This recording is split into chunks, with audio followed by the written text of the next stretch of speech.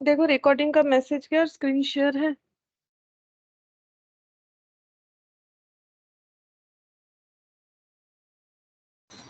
Yes. ठीक है। अच्छा देखो आज हम लोग स्टार्ट करेंगे कैश फ्लो। ठीक है। तो कैश फ्लो करने से हम लोग का अकाउंटिंग स्टैंडर्ड 3 जो है वो भी कंप्लीट होता है, उसे और अलग से हमें पढ़ने का जरूरत नहीं होता है। तो इसीलिए पहले हम थोड़ा सा थियोरिटिकल बताएंगे, क्योंकि कंसेप्ट बिल्डअप के लिए भी जरूरी है, और दूसरा बात है कि AS3 के लिए जो भी हमारा रिक्वायरमेंट है वो हम लोग पूरा कर पाएंगे। ठीक है। तो अभी जो लिखवाएंगे तुम लोग लिखते जाओ। सबसे पहले लिखेंगे cash flow statement. Cash flow statement. ठीक है। तो नाम से क्या लग रहा है, एक स्टेटमेंट हमें प्रिपेयर करना है। स्टेटमेंट का मतलब क्या होता है, स्टेटमेंट का मतलब होता है एक साइड पर्टिकुलर रहेगा, एक साइड अमाउंट रहेगा। ऐसा जैसे अकाउंट बोलने से क्या होता है, डेबिट क्रेडिट एक टी शेप का फॉर्मेट, लेकिन स्टेटमेंट बोलने से इस तरीके का कोई फॉर्मेट को हम लोग नॉर्मली स्टेटमेंट बोलते हैं। यहाँ पर्टिकुलर्स, यहाँ मल्टीपल कॉलम हो सकता है, वन और मोर। ठीक है। तो हमें स्टेटमेंट प्रिपेयर करना है, कोई डेबिट क्रेडिट नहीं बनाना है, मतलब कोई टी शेप वाला अकाउंट नहीं प्रिपेयर करना है इस चैप्टर में। और उस स्टेटमेंट से हमें आउटपुट क्या मिलेगा, आउटपुट मिलेगा कैश का फ्लो। कैश का फ्लो कैसा हो सकता है, इन फ्लो भी हो सकता है एज वेल एज आउटफ्लो भी हो सकता है। ठीक है। इनफ्लो और आउटफ्लो का मतलब जब भी हम लोग कोई बिजनेस करते हैं तो हमारा कैश इनफ्लो आउटफ्लो दोनों तरीके से होता है। जैसे सेल कर दिया तो कैश का इनफ्लो, परचेस कर लिया आउटफ्लो। ठीक है। किस लोन ले लिया तो कैश का इनफ्लो हुआ। ठीक है। अगर हम लोगों ने कोई एसेट परचेस कर लिया तो कैश का आउटफ्लो हो गया। तो बहुत सारा अलग अलग रीजन होता है जिस वजह से हम लोग का कैश का इनफ्लो या आउटफ्लो हो सकता है। तो इस इनफ्लो आउटफ्लो को हम लोग को कैसे दिखाना है, स्टेटमेंट फॉर्मेट में दिखाना है। क्या ये इनफ्लो आउटफ्लो हम लोग नॉर्मली कभी नहीं दिखाते हैं, दिखाते हैं ना। जब फाइनल अकाउंट्स बनाते हैं तो हम लोग कैश का इनफ्लो आउटफ्लो दिखाते हैं। तो एक्चुअली कैश फ्लो बना के हमें क्या पता करना है, कैश फ्लो बना के हमें बिजनेस का कैश का इनफ्लो और आउटफ्लो, प्योरली कैश का इनफ्लो आउटफ्लो पता करना है। जैसे मैंने लैंग्वेज यूज किया प्योरली। तो क्या इसके पहले हम लोग जो फाइनल अकाउंट्स बनाते थे, देखो बिजनेस का एकदम एंड क्या होता है, हर ईयर के एंड में हम लोग बनाते हैं फाइनल अकाउंट्स। तो फाइनल अकाउंट्स को अगर हम लोग ऐसे बताएं, जो कि तुम लोग करते हो 11 में, ट्रेडिंग पीएल और उसके साथ साथ बैलेंस शीट, क्या यहाँ हमें कैश का इनफ्लो आउटफ्लो नहीं पता होता है, पता होता है ना। जब हम लोग लिखते हैं बाई सेल्स तो हमें पता होता है कि हाँ सेल हुआ है तो कैश का इनफ्लो होगा, लेकिन इसमें कैश सेल भी रहता है, क्रेडिट सेल भी रहता है। ठीक है।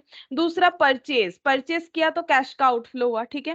फिर डायरेक्ट एक्सपेंस, डायरेक्ट एक्सपेंसेस किया तो भी कैश का आउटफ्लो हुआ। डायरेक्ट एक्सपेंसेस कब करना पड़ता है, जब हम लोग कुछ प्रोडक्ट को परचेस करते, परचेस करने के बाद ऐसा तो नहीं है कि वहीं पर बेचना स्टार्ट कर देंगे, हमें उस प्रोडक्ट को तो कैरी करके लाना पड़ेगा ना।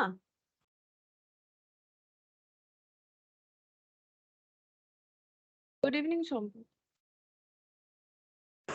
Good evening ma'am.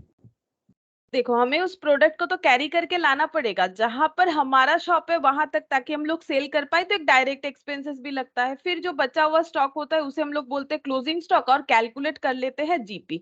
फिर इसी जीपी को हम लोग कर लेते हैं ब्रॉड डाउन। अब देखो ग्रॉस लॉस भी आ सकता है, लेकिन हम मान के पॉजिटिवली चल रहे हैं कि बिजनेस में प्रॉफिट है। और ग्रॉस प्रॉफिट जो है उससे क्या करते हैं, उससे हम लोग बिजनेस का एक्सपेंसेस को पे करते हैं, लाइक सैलरी। ठीक है। इलेक्ट्रिसिटी एक्सपेंसेस हो गया, रेंट हो गया। ठीक है। कुछ इंटरेस्ट हो गया। ठीक है। इंटरेस्ट मतलब कुछ लोन लिया है तो इंटरेस्ट हो सकता है। और जैसे कि मान लो कुछ डिप्रिशिएशन है तो वो भी तुम लोग चार्ज करते हो, डिप्रिशिएशन। ठीक है।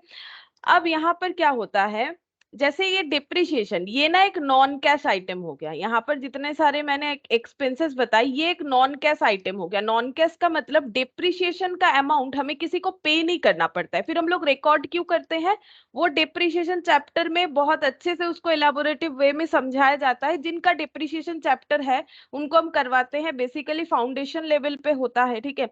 इंटर लेवल पे सबका तो है नहीं, फिर भी हम बता देते हैं। देखो डेप्रिशिएशन क्या होता है ना, एक पॉइंट बताने का मतलब है बहुत सारा पॉइंट निकल के आ जाता है। ठीक है। फिर भी हम एक समरी करके बताते हैं डेप्रिशिएशन क्यों चार्ज करना पड़ता है। डेप्रिशिएशन फिक्स्ड एसेट को यूज करने से उसका जो वैल्यूएशन डे बाय डे कम होते जाता है, उसको अगर हम लोग रिकॉर्ड करते हैं मॉनिटरी टर्म पे तो वो डेप्रिशिएशन कहलाता है। और इसको रिकॉर्ड करने से बेनिफिट क्या है, पहला बात है कि फिक्स्ड एसेट को यूज करने का जो एक्सपेंस है वो हम लोग रिकॉर्ड कर सकते हैं ना। जैसे मान लो कि हम लोग कोई लाइक हम लोग जैसे कुछ सैलरी देते हैं, किसी पर्सन को अकाउंटेंट रखे तो उनका नॉलेज यूज कर रहे तो उनको सैलरी देते हैं। वैसे ही अगर हम लोग कोई मशीन यूज करते हैं फैक्ट्री में, फैक्ट्री बिल्डिंग को यूज करते हैं, तो वो सब उसका भी तो वैल्यूएशंस जो है यूज कर रहे हैं, तो उसका वैल्यू भी कम होते जा रहा है। तो उसको कैसे मेजर करें, तो डिप्रिशिएशन से मेजर करते हैं। तो डिप्रिशिएशन चार्ज करने से पहला बात है हम लोग का नेट प्रॉफिट करेक्ट दिखता है, क्योंकि अगर हम लोग एक्सपेंस नहीं दिखाएंगे बिजनेस में फिक्स्ड एसेट का तो हमारे लिए लॉस है, हम लोग का नेट प्रॉफिट ज्यादा दिखेगा, हमें ज्यादा टैक्स देना पड़ेगा। और दूसरा बात ये है कि फाइनेंशियल स्टेटमेंट जो बनेगा, ये क्या हुआ, फाइनेंशियल स्टेटमेंट ये ट्रू एंड फेयर व्यू नहीं दिखाएगा, ठीक है। और ये रूल्स है, अकाउंटिंग स्टैंडर्ड 10 जो है ना, वो हमें बताता है कि फिक्स्ड एसेट पे डिप्रिशिएशन चार्ज करना ही पड़ेगा। ये सब फॉर्मेट वगैरह जो यूज करते हैं अपने मन से हम लोग नहीं करते हैं, अकाउंट्स में कहीं ना कहीं ये सब के बारे में बताया जाता है, उसी हिसाब से ये चलता है। ये स्टेन हमें बताता है फिक्स्ड एसेट यूज कर रहे हो तो उसका डिप्रिशिएशन जरूर चार्ज करो। डिप्रिशिएशन का मतलब एसेट का वैल्यू हर साल जितना कम हो रहा है उसको मेजर करके हमें डिप्रिशिएशन चार्ज करना होता है, ठीक है। अब उसका मेजरमेंट कैसे होता है, वो बेसिकली एस्टिमेटेड वे में होता है, ऑर्गेनाइजेशन टू ऑर्गेनाइजेशन वेरी करता है, कोई स्ट्रेट लाइन मेथड यूज करता है, कोई WDV मेथड यूज करता है, इस तरीके से, ठीक है। तो यही हम बता रहे थे। ये देखो एक नॉन कैश आइटम आ गया, तो हमें प्योर कैश फ्लो चाहिए, हमें ऐसा कोई कैश फ्लो नहीं चाहिए ये प्रॉफिट आया बिजनेस करके, ठीक है, ये नेट प्रॉफिट आया, लेकिन इसमें ना non trading, trading, non cash ये सारे मिक्स्ड अप है। लेकिन हमें क्या करना है, सिर्फ बिजनेस का कैश इनफ्लो आउटफ्लो पता करना है। यानी अगर कोई नॉन ट्रेडिंग आइटम है वो भी हमें हटा देना है, उससे कैश इनफ्लो आउटफ्लो अगर कुछ आ रहा है, और अगर हमारा कुछ नॉन कैश है उसे भी हमें एक्सक्लूड कर देना है। और क्या नॉन कैश हो सकता है, जैसे देखो किसी का बिजनेस में गुडविल है, तो गुडविल को कोई चाहे तो उसे क्या कर सकता है, राइट ऑफ कर सकता है, ठीक है। गुडविल यानी इनटेंजिबल एसेट को क्या किया जाता है, राइट ऑफ। जैसे टेंजिबल एसेट को डिप्रिशिएशन चार्ज होता है, गुडविल, पेटेंट, ठीक है। पेटेंट तो एक टाइम पर्टिकुलर टाइम पीरियड तक वैलिड होता है, लाइसेंस के तरह होता है, ठीक है। अगर हम लोग कोई चीज इन्वेंट करते हैं तो उसके अगेंस्ट में पेटेंट बना सकते हैं। क्यों हम लोग ये कर सकते हैं कि हम लोगों ने जो इन्वेंशन किया है उसका यूज सिर्फ हम ही लोग करें, अगर हम लोग ऐसा चाहते हैं तो हमें उस पर पेटेंट बनाना पड़ता है, ताकि कोई और अगर यूज करे तो उस पर हम लोग क्या कर सकते हैं, लीगल एक्शन ले सकते हैं अगर पेटेंट बनवाया हुआ है, ठीक है। जैसे मान लो किसी का कुछ बुक्स लिखा हुआ है, तो उसमें बुक्स के नीचे अगर लिखा हुआ है कॉपीराइट करना नहीं चलेगा, ठीक है, तो अगर उसके बाद भी कोई उस बुक्स को अपने नाम से छाप देता है तो फिर उसके ऊपर लीगल एक्शन हो सकता है, जस्ट लाइक पेटेंट भी वैसा ही है। तो ये सब इंटेंजिबल एसेट ये सबको किया जाता है राइट ऑफ, ठीक है। और ये राइट ऑफ करने का मतलब है इसका वैल्यू को हम लोग जो है, जैसे मान लो पेटेंट का खर्चा हुआ 1 लाख, हम लोग चाहते हैं इसे हम लोग 5 ईयर्स में राइट ऑफ करेंगे, तो हर साल 4 ईयर्स में, तो हर साल 25,000 करके हमें PL में चार्ज करना पड़ेगा। अगेन एक नॉन कैश आइटम आ गया। तो इस तरीके के आइटम को हमें कंसीडर नहीं करना है, इसीलिए हम लोग क्या करना चाहते हैं, हम लोग एक ऐसा स्टेटमेंट बनाना चाहते हैं जहां पर प्योरली कैश का इनफ्लो या आउटफ्लो दिखे हमें, किसी तरह का नॉन कैश या फिर किसी तरह का नॉन ट्रेडिंग जो है एक्सपेंसेस हो या इनकम हो, ये सब हम लोग एक्सक्लूड करके चल पाए, इसीलिए हम लोग कैश फ्लो स्टेटमेंट बनाएंगे, ठीक है। तो ये मैंडेटरी नहीं है सभी के लिए बनाना, ठीक है। मतलब कंपनी के लिए मैंडेटरी है, लेकिन कुछ कंपनियां हैं उनके लिए नहीं है। बाकी इंडिविजुअल बिजनेसमैन, पार्टनरशिप, इनके लिए मैंडेटरी बिल्कुल नहीं है कि प्रिपेयर करना ही पड़ेगा, ऑप्शनल है उनके लिए, चाहो तो प्रिपेयर कर सकते हो, चाहो तो प्रिपेयर नहीं भी कर सकते हो। तो इसमें लिखेंगे, अच्छा ये AS3 को कवर करेगा, इसमें लिखेंगे it is an additional information provide to the users of accounts in form of a statement which reflects the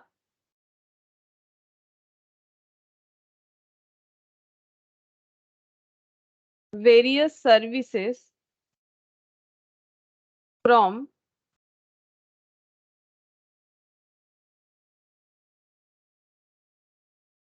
where cash was generated, inflow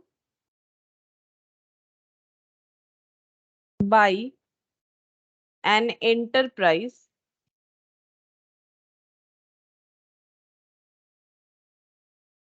during the relevant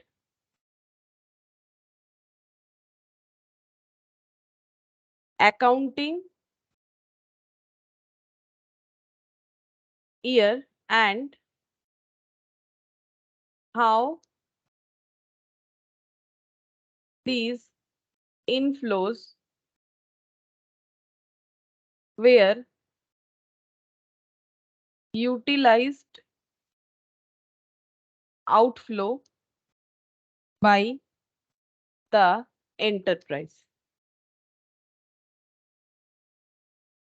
देखो समझाते हैं। It is an additional information. मैंने बोला ना, ये सभी के लिए मैंडेटरी नहीं है कि अगर हम लोग अकाउंट्स मेंटेन करते हैं, फाइनल अकाउंट्स बनाना मैंडेटरी है, ठीक है, लेकिन ये कैश फ्लो जो है, ये एडिशनल इंफॉर्मेशन है। बना भी सकते हो, नहीं भी बना सकते हो। अगर किसी को अपने ऑर्गेनाइजेशन का प्योरली कैश इनफ्लो आउटफ्लो पता करना है तो उसे ये बनाना चाहिए, ठीक है। तो it is an additional information provide to the users. अच्छा, देखो जैसे फाइनेंशियल स्टेटमेंट वगैरह कौन यूज करता है? यूजर्स, ठीक है। यूजर्स कौन है? हमेशा अकाउंट्स के दो यूजर्स होते हैं। अगर एकदम 11 का बेसिक चैप्टर तुम लोग को याद आता है, जो एकदम स्टार्टिंग में पढ़ाया जाता है, दो तरह का यूजर होता है, एक्सटर्नल और इंटरनल, ठीक है। एक्सटर्नल यूजर्स का मतलब जो बिजनेस में इन्वेस्ट किया, यानी investor, share holder, creditor, loan provider, they are the external user, ठीक है। Internal user means management, business को जो मैनेज कर रहे हैं, मैनेजमेंट में जो लोग हैं वो है इंटरनल यूजर्स। तो जो भी स्टेटमेंट बनता है ना, चाहे कैश फ्लो बने, फाइनेंशियल स्टेटमेंट बने, फंड फ्लो स्टेटमेंट बने, बहुत सारा अलग अलग स्टेटमेंट होता है, जिसमें से तुम लोग जो सीखते हो मेनली फाइनल अकाउंट सीखते हो, 11 में सीखते हो सोल प्रोप्राइटर का, 12 में जाके सीखते हो तुम लोग पार्टनरशिप का, फिर उसके साथ साथ कंपनी अकाउंट्स भी सीखते हो, ठीक है। तो यहाँ पर वही बात हो रहा है कि ये एक एडिशनल इंफॉर्मेशन है जो प्रोवाइड किया जाता है यूजर्स को, जो अकाउंट्स का यूज करते हैं, कैसे फॉर्मेशन में, in form of A statement, statement के फॉर्मेशन में उनको प्रोवाइड किया जाता है। ये क्या रिफ्लेक्ट करता है? ये स्टेटमेंट देख के पढ़ के क्या समझ में आएगा? Which reflects the various services from where cash was generated. कहां से कैश आया, इनफ्लो कहां से कैश आया, इस बारे में पता चलता है। अच्छा, ये जगह से कैश आया है by an enterprise during the relevant accounting year. किसी एक पर्टिकुलर अकाउंटिंग ईयर में एक एंटरप्राइज के पास कहां से कैश आया, जनरेट हुआ, इसीलिए जनरेट लैंग्वेज यूज होता है। And how this inflows were utilised, और जो कैश आया उसको इन्होंने कैसे यूज किया। जैसे देखो, बिजनेस स्टार्ट करने से क्या एंट्री, सबसे पहला तुम लोग एंट्री क्या सीखते हो? Cash to capital. तो इसको क्या बोलते हैं? बिजनेस में पैसा लगाने को बोलते हैं कैपिटल लगाया है। उस कैपिटल से क्या कर सकते हैं? बिजनेस स्टार्ट करने के लिए जो भी रिक्वायर्ड है उसे परचेस कर सकते हैं। लाइक हम लोग को एक बिल्डिंग चाहिए, ठीक है, एक कुछ फिक्स्ड एसेट चाहिए, फैक्ट्री के लिए मशीन्स वगैरह चाहिए, तो हम लोग उसका यूटिलाइज क्या करते हैं? उस कैश को यूटिलाइज करते हैं। तो यहाँ पर वही बोल रहा है, एंड हाउ दीज इनफ्लोज, मतलब जो कैश आया है उसको हम लोग कहाँ कहाँ यूटिलाइज किए, मतलब outflow by the enterprise. Enterprise ने कहा कैश का कहाँ से कैश जुगाड़ किया और उस कैश को कहाँ यूज किया, उसका स्टेटमेंट फॉर्मेट में जो डिटेल्स हमें मिलता है उसी को बोला जाता है कैश फ्लो स्टेटमेंट, ठीक है। तो ये एक छोटा सा डेफिनेशन हम लोगों ने लिख लिया, कैश फ्लो स्टेटमेंट क्या होता है। अच्छा, अब हम लोग यहाँ पर लिखेंगे कि किन के लिए प्रिपेयर करना जरूरी है। तो यहाँ पर लिखो financial statement,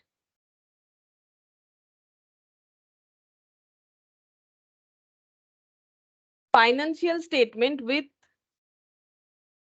respect to one person company, small company,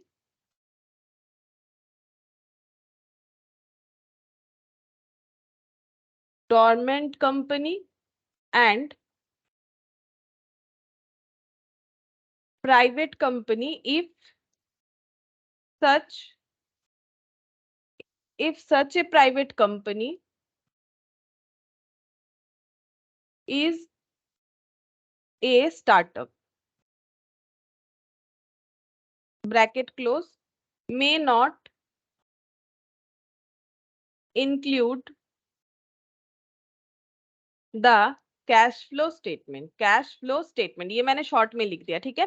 cash flow statement may not include, may not बोला है, ठीक है, मतलब जरूरी नहीं है, लेकिन अगर ये भी करना चाहते हैं तो कर सकते हैं, कोई मना नहीं है, लेकिन मैंडेटरी नहीं है इनके लिए, ठीक है। तो बोल रहे financial statement with respect to 1% company, ठीक है। अगर कोई 1% कंपनी है, मतलब पहले क्या होता था, 2013 कंपनीज एक्ट जो कि तुम लोग पढ़ते हो, इसके पहले कुछ और था, तो तब 1% कंपनी का कंसेप्ट नहीं था, तो तुम लोग लॉ में पढ़ते ही होगे 1% कंपनी क्या होता है, तो वही 1% कंपनी। अगर कोई स्मॉल कंपनी है, अगर कोई डोरमेंट कंपनी है, अगर कोई प्राइवेट कंपनी है, ठीक है, प्राइवेट कंपनी लेकिन जो स्टार्टअप कंडीशन में है, उनके लिए कैश फ्लो स्टेटमेंट, ये सीएफएस का मतलब लिखा है मैंने, cash flow statement, cash flow statement prepare करना उनके लिए मैंडेटरी नहीं है, मतलब मे नॉट इंक्लूड, वो चाहे तो कर सकते, चाहे तो नहीं कर सकते। डोरमेंट कंपनी का मतलब होता है जो कंपनी रजिस्टर्ड तो हो चुका है, बट अभी तक जो है कुछ सिग्निफिकेंट अकाउंटिंग ट्रांजैक्शंस नहीं किया है, ठीक है, तो उसे हम लोग डोरमेंट बोलते हैं, पता होगा तुम लोग को, तुम लोग तो लॉ पढ़ते ही हो, ठीक है। यहाँ पर हमें ये सब का उतना डिटेल्स नहीं चाहिए, हमें सिर्फ कैश फ्लो स्टेटमेंट में क्या आता है, नहीं आता है, किन के लिए जरूरी है, किन के लिए नहीं है, वही पता करना जरूरी है। अब कैश फ्लो स्टेटमेंट में कैश का मतलब क्या होता है, कैश इक्विवेलेंट का मतलब क्या होता है, ये बहुत जरूरी है। मतलब तुम लोग सोचोगे कि अब ये नया कैश क्या पढ़े, कैश का मतलब तो कैश ही होता है, नहीं, हर एक एएस जो है हर एक पॉइंट को डिफाइन करता है, तो हमें डिफाइन उसी हिसाब से ही चलना पड़ेगा जैसे डिफाइन किया गया है। तो AS3 के हिसाब से कैश फ्लो स्टेटमेंट में कैश का मतलब क्या है, the term cash means cash in hand and cash at bank and demand deposit with banks, ठीक है। तो कैश फ्लो स्टेटमेंट में कैश का मतलब क्या होता है, कैश का मतलब है जो कैश हमारे पास है, मतलब कैश इन हैंड जो हम लोग के पास है, वो कैश जो बैंक में है, और नेक्स्ट हो गया डिमांड डिपॉजिट जो बैंक में है, ठीक है। डिमांड डिपॉजिट जो बैंक में है उसी को हम लोग यहाँ पर बोलेंगे कैश, ठीक है।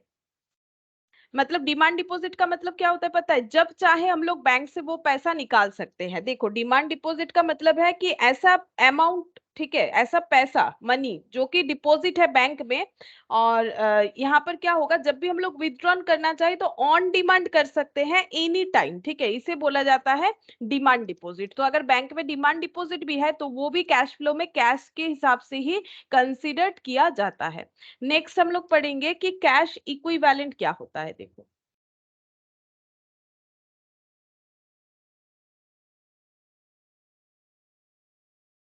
कैश इक्विवेलेंट का मतलब क्या होता है, कैश इक्विवेलेंट हम सीई लिख दें, cash equivalent, cash equivalent are short term highly liquid investment that are readily convertible into known amount of cash and which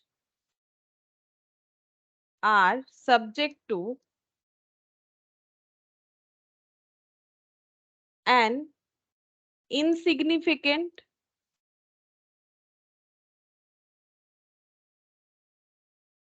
risk of changes in value, changes in value।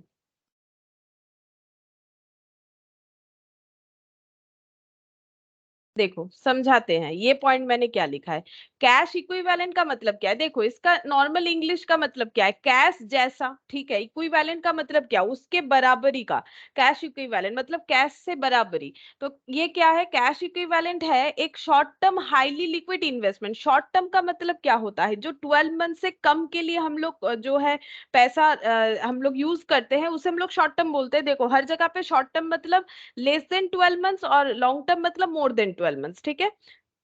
तो short term highly liquid investment मतलब investment कैसा होना चाहिए, short term होना चाहिए। Highly liquid का मतलब क्या है, जिससे हमें तुरंत कैश मिल जाए। जैसे अगर किसी के पास कोई बिल्डिंग है, वो बेचना चाहता है, तो वो हाईली लिक्विड नहीं है, क्योंकि बिल्डिंग चाहे तो अभी बेच दो और पैसा मिल जाए, ऐसा नहीं होता है। अगर मतलब ऐसा किस हो भी जाता है तो उसमें लॉस बहुत होता है। अगर कोई फटाफट बेच दे रहा है कोई फिक्स्ड एसेट को, तो समझ लो कि उसमें लॉस हो रहा है। अगर उसको बहुत ज्यादा जरूरत है तो बात अलग है, ठीक है। लेकिन हाईली लिक्विड नहीं होता है, मतलब जो उसका वैल्यू है वो नहीं मिलता है, अगर कोई मजबूरी में बेच देता है, ठीक है।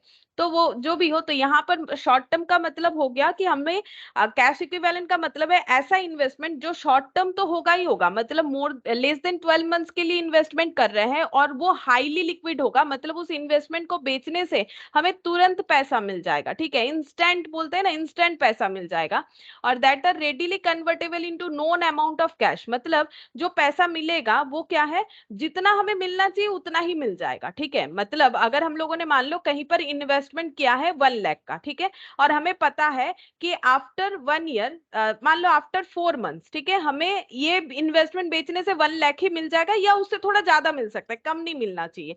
तो देखो बोल रहा है शॉर्ट टर्म, तो 4 मंथ्स के लिए है, हाईली लिक्विड है, क्योंकि हमें पता है बेचने से कितना मिलेगा, बेचने से कैश मिलेगा, तो ये हाईली लिक्विड हो गया। और वो कैसा है, बोल रहे रेडिली कन्वर्टेबल, ये कन्वर्टेबल है into known amount of cash, मतलब हमें पता है कि 1 लाख ही मिलेगा, ठीक है, जितना मिलना चाहिए उतना ही मिलेगा। And which are subject to an insignificant risk of changes in value, अगर वैल्यू में कुछ चेंजेस होगा अभी तो वो इनसिग्निफिकेंट होगा। जैसे मान लो हमें यहाँ पर मिला 99,900, ठीक है, 100 रुपीज कम मिला, चलेगा, ठीक है। अब कितना इनसिग्निफिकेंट वैल्यू है वो ना डिपेंड करता है ऑर्गेनाइजेशन टू ऑर्गेनाइजेशन, ठीक है। इनसिग्निफिकेंट वैल्यू का अलग मतलब हो जाएगा, हमें उतना जरूरत नहीं है। बोल रहा है कैश इक्विवेलेंट वही होगा, ऐसा कोई इन्वेस्टमेंट जो शॉर्ट टर्म के लिए किया गया है। सेकेंड हाईली लिक्विड है। थर्ड जो है, जो लिक्विडिटी अमाउंट हमें रिसीव होगा वो हमारा नोन अमाउंट होगा, और अगर कुछ चेंजेस होगा भी तो वो बहुत ही इनसिग्निफिकेंट होगा, ठीक है, तो ही हम लोग उसे कैश इक्विवेलेंट बोलेंगे। नेक्स्ट यहां पर लिखेंगे, it is held for purpose of meeting short term cash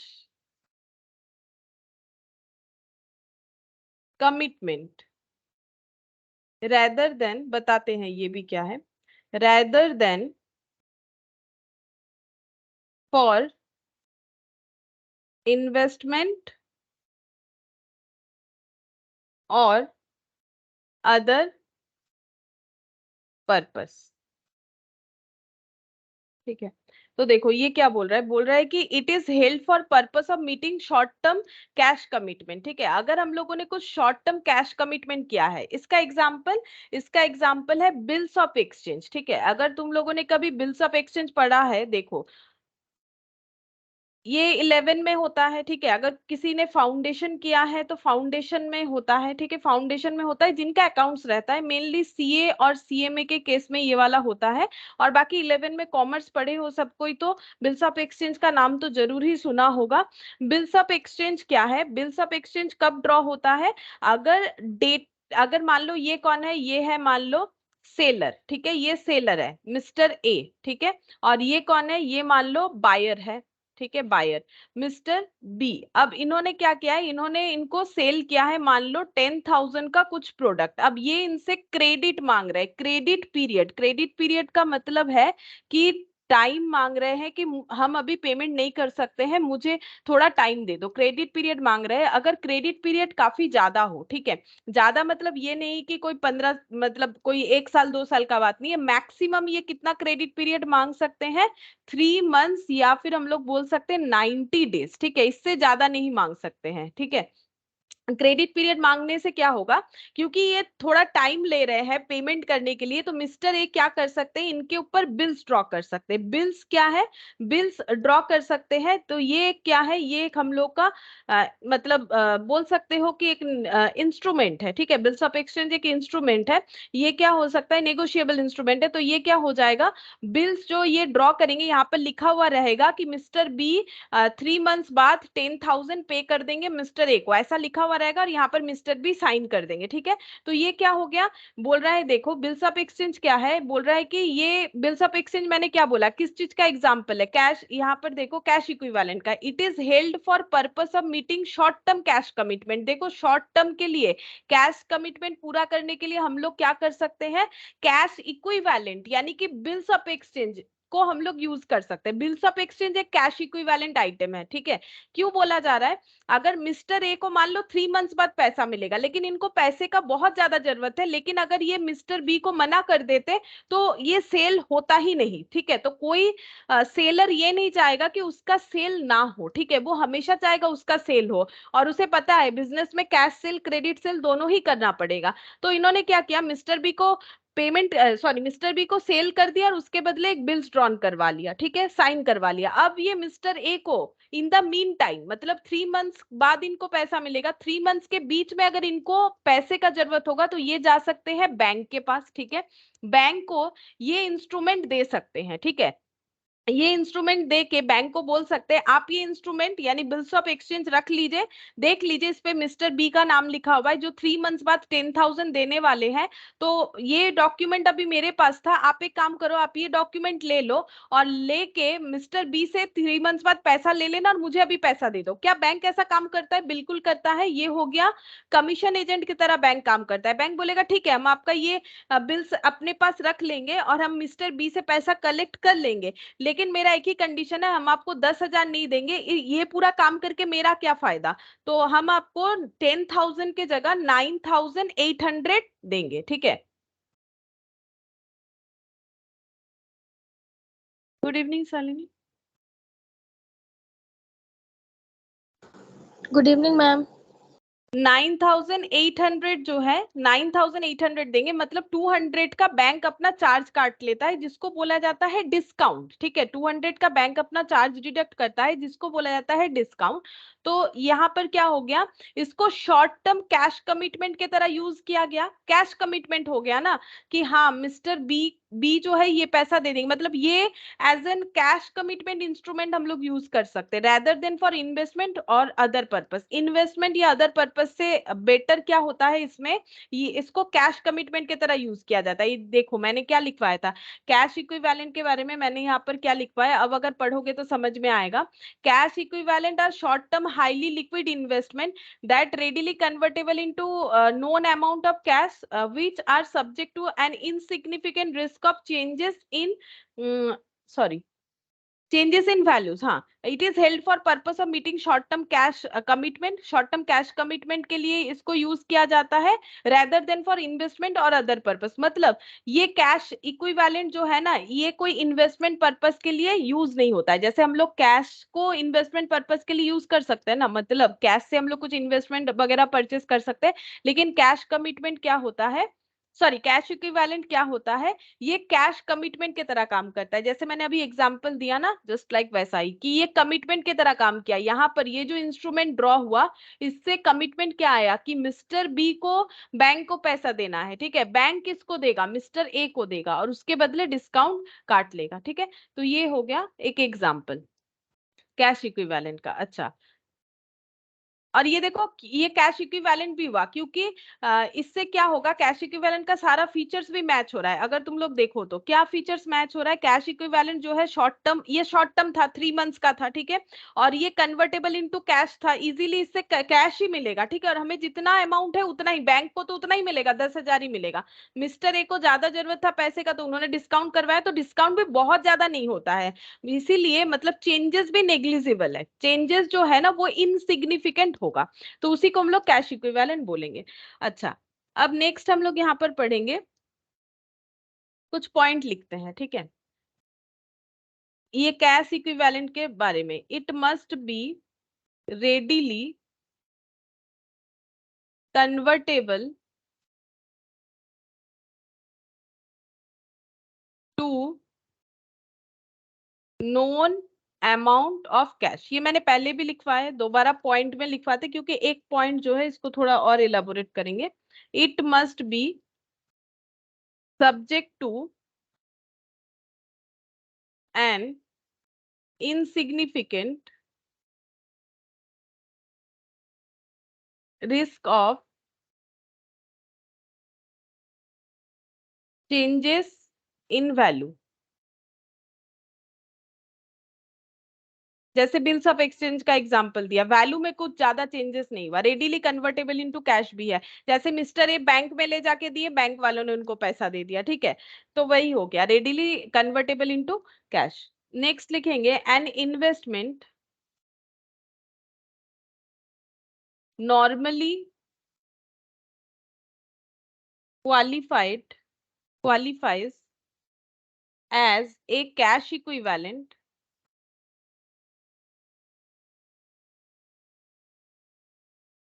only when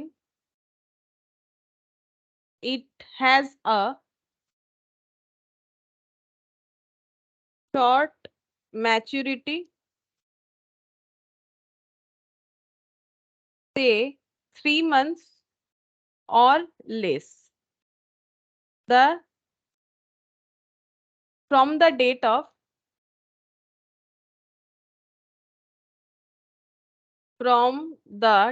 of acquisition।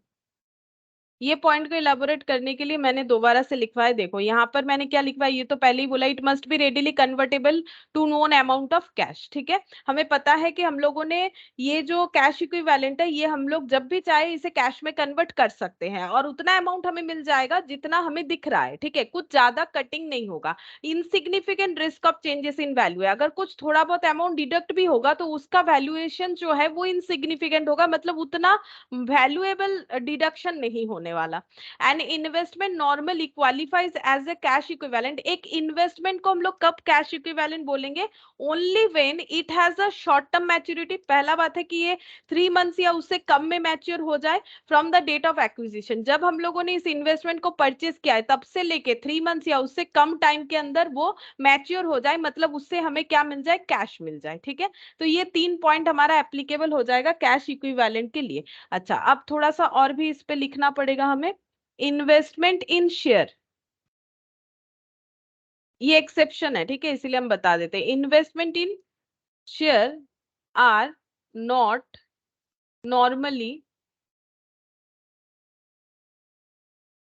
Taken as cash equivalent. ठीक है, मैंने सीई लिखा, कैश इक्विवेलेंट नहीं बोला जाता है। ठीक है, क्यों नहीं बोला जाता है, हम लिखने के पहले समझा देते हैं। देखो, शेयर मार्केट एक ऐसा मार्केट है, वहां पर अगर हम लोग इन्वेस्टमेंट करते हैं, मान लो हम लोगों ने 3 मंथ से कम टाइम के लिए किसी शेयर में पैसा लगाया कि हम लोग 3 मंथ्स के अंदर वो पैसा विथड्रॉन कर लेंगे और उससे हमें कैश भी मिलेगा, ये बात भी सही है। मतलब हम लोग का शॉर्ट टर्म इन्वेस्टमेंट शेयर का हो सकता है और हमें ये पता है कि उस इन्वेस्टमेंट से हमें कैश ही मिलेगा, वो भी हमें पता है। लेकिन ये जो पॉइंट है ना, इनसिग्निफिकेंट चेंजेस होना चाहिए, वो पॉसिबल नहीं है, क्योंकि ये हमें नहीं पता कि सच में हम लोगों ने लगाया कितना और कितना मिलेगा। ठीक है, मार्केट का बहुत सारा फीचर्स के वजह से अप एंड डाउन चलता है, तो ये हम लोग फिक्स नहीं बता सकते हैं कि हम लोगों ने जितना लगाया है उससे सिग्निफिकेंट चेंजेस से हमें रिटर्न मिलेगा कि इनसिग्निफिकेंट चेंजेस से रिटर्न मिलेगा। हो सकता है बहुत ज्यादा लॉस हुआ, हो सकता है बहुत ज्यादा प्रॉफिट हुआ। ठीक है, तो हम लोगों का रिटर्न जो है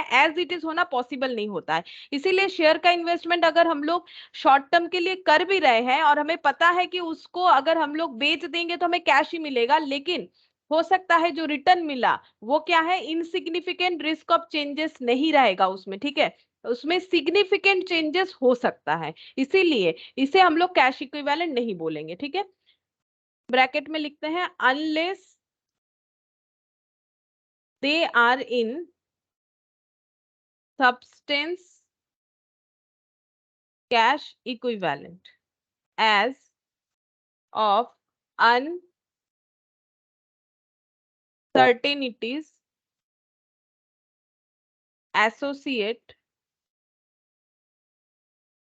associated with them as to realizable value। देखो क्या लिखवाया मैंने, यहाँ पर लिखवाया है कि investment in share are not normally taken as cash equivalent. इसको कैश इक्विवेलेंट नहीं मानेंगे, क्यों? मैंने बता भी दिया।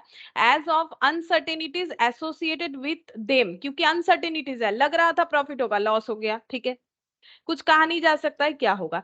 एज टू रियलाइजेबल वैल्यू जो हमें मिलेगा उसका सर्टेनिटीज नहीं है, अनसर्टेनिटी, और अनसर्टेनिटी होने से तो फिर वो कैश इक्विवेलेंट नहीं होगा, क्योंकि हमारा फीचर्स जो है कैश इक्विवेलेंट का क्या बता रहा है, 3 पॉइंट को कवर होना चाहिए। पहला बात है शॉर्ट टर्म के लिए होना चाहिए, रेडिली कन्वर्टेबल इनटू कैश होना चाहिए, और जो कन्वर्जन अमाउंट है वो नोन अमाउंट होगा, जो हमें दिख रहा है वही मिलना चाहिए। हम लोगों ने सोचा शेयर में पैसा लगा के हमें 10,000 मिलेगा, मिला 2,000, तो नॉन अमाउंट था 10,000, मिला 2,000, लॉस हो गया। तो वही चीज बोल रहा है, ऐसा होने से नहीं चलेगा, इसीलिए कैश को यहाँ पर कैश इक्विवेलेंट, सॉरी, शेयर में इन्वेस्टमेंट को कैश इक्विवेलेंट नहीं माना जाता है, ठीक है।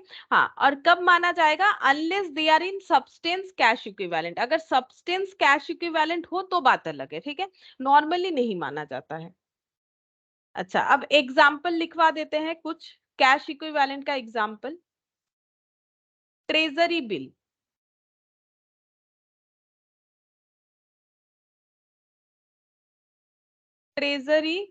ट्रेजरी बिल कौन इशू करता है, गवर्नमेंट इशू करता है नॉर्मली, ठीक है। गवर्नमेंट को अगर अपना ट्रेजरी, यानी जिसे हम लोग बोल सकते हैं कि कोष, ठीक है, जो ट्रेजरी जो है उसे अगर फिलअप करना होता है तो गवर्नमेंट क्या करता है, जैसे कंपनी डिबेंचर इशू करता है वैसे गवर्नमेंट ट्रेजरी इशू करता है। अगर हम लोग ट्रेजरी परचेस करते हैं तो वो शॉर्ट टर्म के लिए होता है, अगर गवर्नमेंट को शॉर्ट टर्म पीरियड में पैसे का जरूरत है तो वो ट्रेजरी इशू कर सकता है। अगर हम लोग वो परचेस करते हैं और उसके बदले गवर्नमेंट को पेमेंट करना पड़ेगा, जैसे हम लोग डिवेंचर परचेस करेंगे तो पैसा देना पड़ेगा, शेयर परचेस करेंगे तो पैसा देना, शेयर परचेस करते हैं तो कंपनी को पैसा देते हैं, डिवेंचर करते हैं तो कंपनी को देते हैं, वैसे ट्रेजरी बिल परचेस करेंगे तो गवर्नमेंट को पैसा देंगे और गवर्नमेंट कुछ दिन बाद वो हमें रिटर्न के साथ लौटा देगी, ठीक है।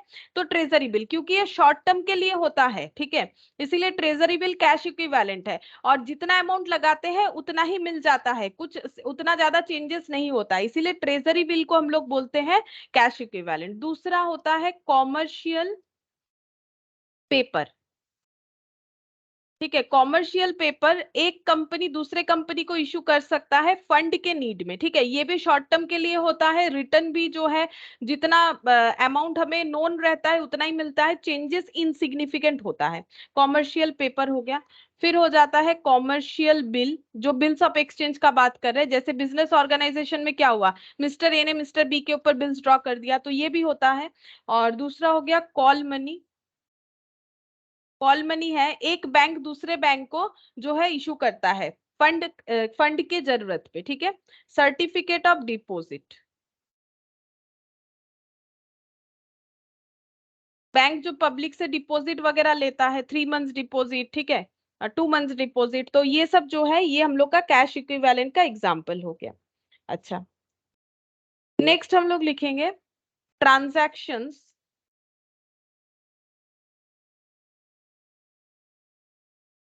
which represent movement between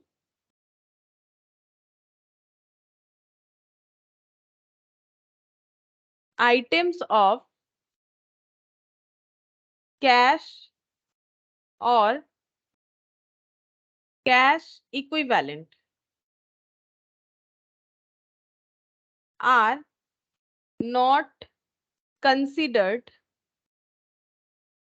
as cash flow. These components are part of the cash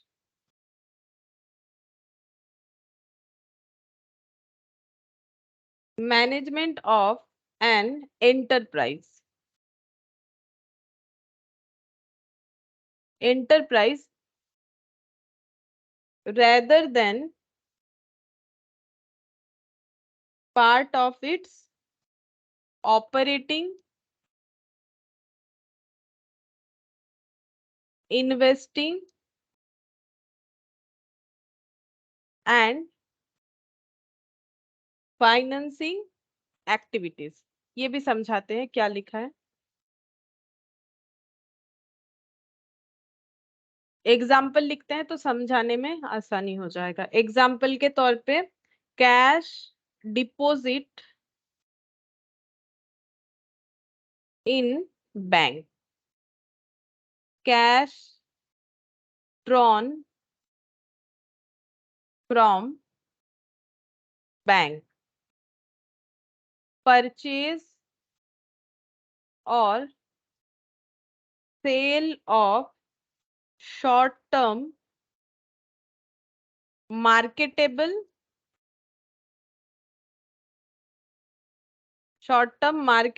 securities. Neither held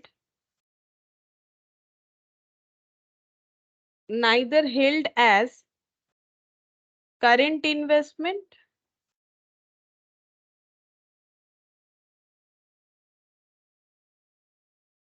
nor held as non-current investment. ठीक है, अब समझाते हैं। देखो ये मैंने क्या लिखा है पॉइंट, यहाँ पर मैंने लिखा है transaction which represent movement between item of cash और कैश इक्विवेलेंट। कैश और कैश इक्विवेलेंट के बीच में अगर मूवमेंट होता है, ऐसा कोई आइटम है, are not considered as cash flow. मतलब कैश फ्लो नहीं कंसिडर्ड किया जाएगा, ना तो कैश इनफ्लो ना तो कैश आउटफ्लो। समझो इस बात को, जैसे बोल रहे हैं कैश डिपोजिटेड इनटू बैंक। ठीक है, तो अगर हम लोगों के पास कुछ पैसा है, बिजनेस ऑर्गेनाइजेशन के पास पैसा है, वो चाहता है कि वो पैसा बैंक में रहे। ठीक है, तो जो पैसा है वो कैश है। ठीक है, और हम लोग इस पैसे को क्या कर रहे हैं, बैंक में रख रहे हैं। तो ये पैसा जो हम लोग बैंक में रख रहे हैं, मान लो हम लोगों ने क्या कर दिया, बैंक में ये डिपॉजिट कर दिया। ठीक है, सर्टिफिकेट ऑफ डिपॉजिट, बैंक में ले जाके पैसे को डिपॉजिट कर दिया, एफडी कर दिया, तो वो कैश इक्विवेलेंट की तरह हो गया। बैंक में हम लोगों ने एफडी कर दिया तो वो क्या हो गया, कैश इक्विवेलेंट हो गया। क्यों, एफडी मान लो हम लोगों ने 3 मंथ से कम के लिए किया, तो शॉर्ट टर्म वाला कंडीशन फुलफिल हुआ। सेकेंड कंडीशन जो है, जब ये एफडी पूरा हो जाएगा तो हमें इससे कैश ही मिलेगा, हाईली लिक्विड है। ठीक है, सेकेंड पॉइंट भी मतलब फुलफिल हुआ। थर्ड पॉइंट जो है, जो अमाउंट हमें मिलेगा उसमें कोई चेंजेस होने का चांसेस है ही नहीं एफडी के केस में। ठीक है, उल्टे का रिटर्न मिलेगा। तो जो भी हो, तो यहां पर बोल रहा है ये, इसको हम लोग नहीं मानते हैं कि ये कोई कैश फ्लो है। क्यों, क्योंकि देखो हम लोग के पास एक्सेसिव पैसा था, सरप्लस था। देखो कोई एफडी कब करता है, जब किसी के पास सरप्लस होता है। ठीक है, तो सरप्लस मतलब बिजनेस का पैसा बिजनेस में नहीं रख के हम लोगों ने उसे कहीं इन्वेस्ट किया, एफडी कर दिया। क्या इन्वेस्टमेंट किया, एफडी कर दिया, फिक्स डिपॉजिट जो है वो परचेस कर लिया। तो इसका मतलब ये कोई कैश फ्लो नहीं है। मतलब हम लोग ये नहीं बोल सकते पैसा बैंक में चला गया तो कैश आउटफ्लो हो गया। इस बात को बताया जा रहा है यहाँ पर कि ट्रांजैक्शन जो सिर्फ मूवमेंट बता रहा है कैश और कैश इक्विवेलेंट के बीच में, कि कैश जो था उसको अपने पास नहीं रख के बैंक में एफडी कर दिया, मतलब जस्ट पैसे का मूवमेंट हुआ एक जगह से दूसरे जगह पे। तो ये कोई कैश का फ्लो नहीं हुआ, मतलब कैश आउटफ्लो हुआ ऐसा नहीं बोलेंगे। हम लोगों ने बैंक से पैसा निकाला तो हम लोग बोलेंगे कैश का आउटफ्लो हो गया, नहीं, अपना ही पैसा है, निकाल रहे हैं, तो ये क्या हो गया, ये मूवमेंट हुआ कैश और कैश इक्विवेलेंट के बीच में। ये कोई कैश फ्लो नहीं हुआ, कैश आउटफ्लो नहीं हुआ इस केस में। वही चीज बोल रहा है। अगर हम लोगों ने परचेस किया है या सेल किया है कोई short term marketable securities, marketable securities का मतलब होता है जो सिक्योरिटीज को बेच के हमें मार्केट के वैल्यूएशन के हिसाब से पैसा मिल जाता है। ठीक है, मतलब इजीली सेलेबल होता है जो सिक्योरिटीज, उसे बोलते हैं मार्केटेबल सिक्योरिटीज। ठीक है, अगर हम लोग कोई सिक्योरिटीज को परचेस कर रहे हैं, हमारे पास सरप्लस है तो हम लोग कुछ सिक्योरिटीज में इन्वेस्ट कर रहे हैं, कुछ सिक्योरिटीज को सेल कर रहे हैं, तो हम लोग ये नहीं बोलेंगे सेल किए तो कैश इनफ्लो हो गया, परचेस किए तो कैश आउटफ्लो हो गया, नहीं, इसको बोलेंगे कैश का मैनेजमेंट। अगर हमारे पास सरप्लस पैसा है तो हम लोग उसको अलग अलग जगह पे इन्वेस्ट कर सकते हैं, बैंक में रख सकते हैं। तो इसीलिए this component are part of cash management of an enterprise. इसको बोला जाता है कि बिजनेस ऑर्गेनाइजेशन कैश को मैनेज कर रहा है, इसको कैश का मूवमेंट, मतलब ये जो मूवमेंट है ये कैश इनफ्लो या आउटफ्लो नहीं कहलाता है, rather than part of the operating investing और फाइनेंसिंग एक्टिविटी। ये कोई एक्टिविटी नहीं हुआ बिजनेस का। ठीक है, सरप्लस अमाउंट था उससे हम लोगों ने बैंक में पैसा डिपॉजिट किया, या फिर हमें पैसे का जरूरत था खुद का पैसा ही बैंक से विथड्रॉ किया, हम लोगों ने कोई सिक्योरिटीज परचेस किया या सिक्योरिटीज सेल किया, तो ये सब जो है कैश का मैनेजमेंट होता है। ये कोई कैश का एक्टिविटी यानी ऑपरेटिंग फाइनेंसिंग या इन्वेस्टिंग एक्टिविटीज नहीं है जिसके थ्रू से कैश इनफ्लो या आउटफ्लो होगा। अब ये एक्टिविटीज को क्यों दिया गया है, क्योंकि कैश फ्लो स्टेटमेंट ये तीनों एक्टिविटी से ही बनता है, ठीक है। ऑपरेटिंग मतलब बिजनेस का day to day activity, investing मतलब हो गया अगर हम लोग कुछ इन्वेस्टमेंट सेल परचेज कर रहे हैं that is investing activity, financing मतलब बिजनेस में पैसे का जरूरत है तो वो पैसा कहां से आएगा, ठीक है। बैलेंस शीट का जो कैपिटल स्ट्रक्चर बनता है वो कैसे बनेगा, लोन से बनेगा, खुद के पैसे से बनेगा, कैसे बनेगा, शेयर इशू कर रहे हैं, डिवेंचर इशू कर रहे हैं, बैंक से लोन ले रहे हैं, दैट इज फाइनेंसिंग एक्टिविटी, ठीक है। तो ये कोई एक्टिविटी नहीं है, ये मैनेजमेंट है, ठीक है। फिर यहाँ पर देखो ब्रैकेट में लिखा है neither held as current investment nor held as non current investment, ठीक है। तो ये जो सिक्योरिटीज है ये ना तो कोई करेंट इन्वेस्टमेंट है ना तो कोई नॉन करेंट इन्वेस्टमेंट है, ठीक है। मतलब ये इन्वेस्टमेंट उस तरीके का नहीं है, ठीक है। यहाँ पर वही चीज बोला है। तो ये देखो ये तो समझ में आ गया होगा तुम लोग को कि कैश मैनेजमेंट अलग चीज होता है और कैश का इनफ्लो आउटफ्लो अलग चीज होता है, ठीक है। मैनेजमेंट का मतलब कैश और कैश इक्विवेलेंट में सिर्फ कंसेप्ट चेंज हो जा रहा है और कुछ नहीं। हम लोग अपने पैसे को एफडी कर रहे हैं तो वो कंसेप्ट चेंज हो गया पैसे को रखने का, तो वो मैनेजमेंट कहलाता है। तो वही लिखा है cash deposit in bank, example के तौर पे cash drawn from bank, purchase और sale of short term marketable securities. लेकिन ये सिक्योरिटीज कैसा होना चाहिए, ना तो ये करेंट इन्वेस्टमेंट होगा ना तो ये नॉन करेंट इन्वेस्टमेंट होगा। ऐसा कोई सिक्योरिटीज जो मार्केटेबल है, मार्केटेबल का मतलब जिसको बेच के हमें तुरंत पैसा मिल जाता है, ऐसे चीजों को हम लोग बोलेंगे ये जो है ये हम लोग का कैश मैनेजमेंट है, ठीक है। अच्छा नेक्स्ट हम लोग यहाँ पर लिखते हैं और एक point, cash flows are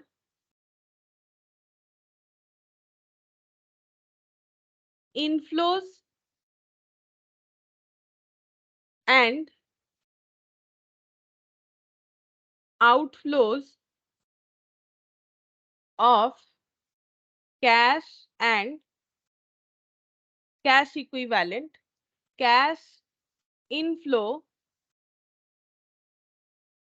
inflows arise when not when net effect of transaction is increase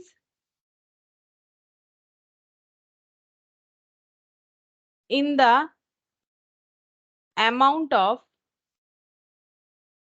cash और कैश इक्विवेलेंट, कैश और कैश इक्विवेलेंट, ठीक है। क्या बोल रहा है देखो, कैश फ्लो आर इनफ्लोज और outflows of cash and cash equivalent. Cash flow का मतलब क्या होता है, अगर कैश और कैश इक्विवेलेंट में कुछ इनफ्लोज या आउटफ्लोज हुआ है कैश का, मतलब कैश का अमाउंट हमारा इंक्रीज या डिक्रीज हुआ है या कैश इक्विवेलेंट का अमाउंट हम लोग का इंक्रीज या डिक्रीज हुआ है। और ये बोल रहा है कि arise when net effect of transaction is increase in the amount of cash और कैश इक्विवेलेंट। ये बोल रहा है कि अगर हम लोग का जो ट्रांजैक्शन बिजनेस में जितना सारा हुआ है उसका नेट इफेक्ट से अगर हम लोग का कैश या कैश इक्विवेलेंट आइटम का इंक्रीज हुआ है तो हम लोग उसे बोलते हैं कैश फ्लोज, ठीक है। इनफ्लोज अगर इंक्रीज हुआ है, सिमिलरली अगर डिक्रीज हुआ है तो उसे हम लोग बोलते हैं आउटफ्लोज। इसको इनफ्लोज लिख लो, ठीक है। कैश इनफ्लोज किसे बोलते हैं, कैश इनफ्लोज का मतलब हो गया inflows and outflows of cash and, अच्छा ये इनफ्लो नहीं, ये मैंने इन जनरल लिखा है। अच्छा cash flows are inflows and outflows of cash and cash equivalent. Cash in, फिर यहाँ पर फुल स्टॉप दे दो। कैश इनफ्लोज अराइज कब बिजनेस में इनफ्लो होता है, जब नेट इफेक्ट में ट्रांजैक्शन का नेट इफेक्ट क्या आया कि हम लोग का कैश बढ़ा है, ठीक है। जैसे बिजनेस करके अगर हमारे पास प्रॉफिट जनरेट हुआ है तो हम लोग बोल सकते हैं कि हम लोग का कैश बढ़ा है, ठीक है।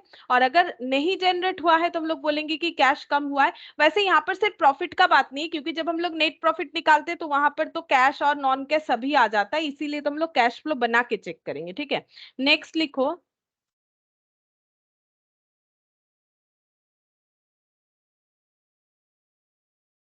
Cash outflow. कैश आउटफ्लो का मतलब क्या है, cash outflow arise when the net effect of transaction is to decrease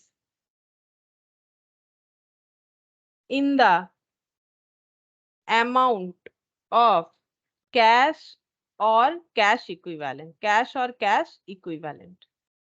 मतलब जैसे देखो एक छोटा सा अगर एग्जांपल दे, वैसे ये पूरे सारे फीचर्स को तो कवर नहीं करेगा, लेकिन इतना बोल सकते हैं, मान लो हम लोगों ने सेल किया है 100 रुपीज का कोई प्रोडक्ट, ये हम लोगों ने परचेस किया था 150 से, ठीक है, तो हम लोग का लॉस हो गया कितना 50, तो कैश आउटफ्लो हुआ है। क्यों? क्योंकि 50 रुपीज का कैश आउटफ्लो हुआ है, क्योंकि कैश आउटफ्लो तब होता है जब नेट इफेक्ट ऑफ ट्रांजेक्शन, मैंने तो यहाँ सेल का ही दिखा है, बिजनेस में तो सिर्फ सेल का ट्रांजेक्शन नहीं होता है, बहुत सारा ट्रांजेक्शन होता है, मतलब इस ट्रांजैक्शन को हमें 3 एक्टिविटी में देखना पड़ेगा। ये तो ऑपरेटिंग एक्टिविटी बताया, ऑपरेटिंग, इन्वेस्टिंग और फाइनेंसिंग, सारे एक्टिविटी को परफॉर्म करने के बाद अगर हम लोग का कैश का अमाउंट इंक्रीज हुआ है तो कैश इनफ्लो, अगर डिक्रीज हुआ है तो कैश आउटफ्लो, यही वाला लैंग्वेज यहाँ पर बताया गया है और कुछ नहीं, ठीक है।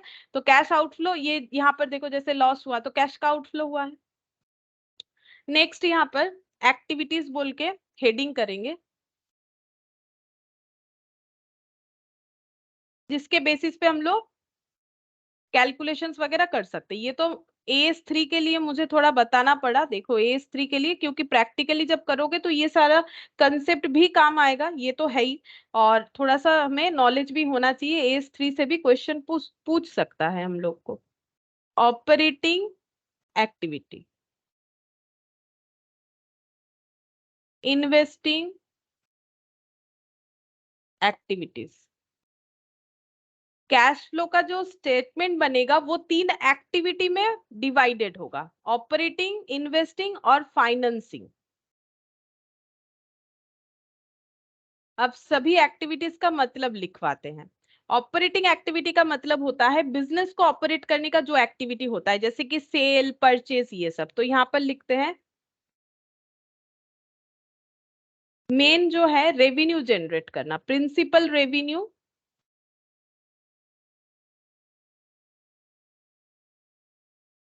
प्रोवाइडिंग रेवेन्यू प्रोवाइडिंग एक्टिविटीज, ठीक है, जिस एक्टिविटी से बिजनेस में रेवेन्यू जनरेट होता है, सेल जनरेट होता है, वो होता है operating activity.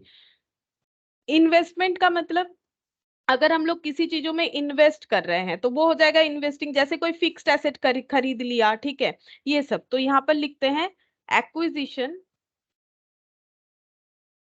And disposal of long term asset and investment. अगर हम लोग कोई एसेट या उसे परचेस कर रहे हैं या डिस्पोज कर रहे हैं, डिस्पोजल का मतलब बेच देना, ठीक है, तो acquisition and disposal of long term asset, long term होना चाहिए तभी यहाँ पर आएगा, long term asset and investment. दूसरा यहाँ पर लिखेंगे शॉर्ट टर्म होने से वो कैश इक्विवेलेंट में हो जाएगा, ठीक है, लेकिन हाँ एक कंडीशन है, कैश इक्विवेलेंट में सिर्फ शॉर्ट टर्म होने से नहीं होगा, हाईली लिक्विडेबल होना चाहिए, हाईली लिक्विड होना चाहिए, एंड जो है उसका चेंजेस वैल्यू ज्यादा नहीं होना चाहिए, अगर होगा भी तो इनसिग्निफिकेंट होना चाहिए। Activities that result in change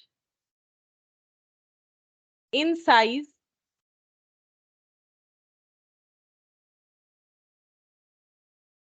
and compositions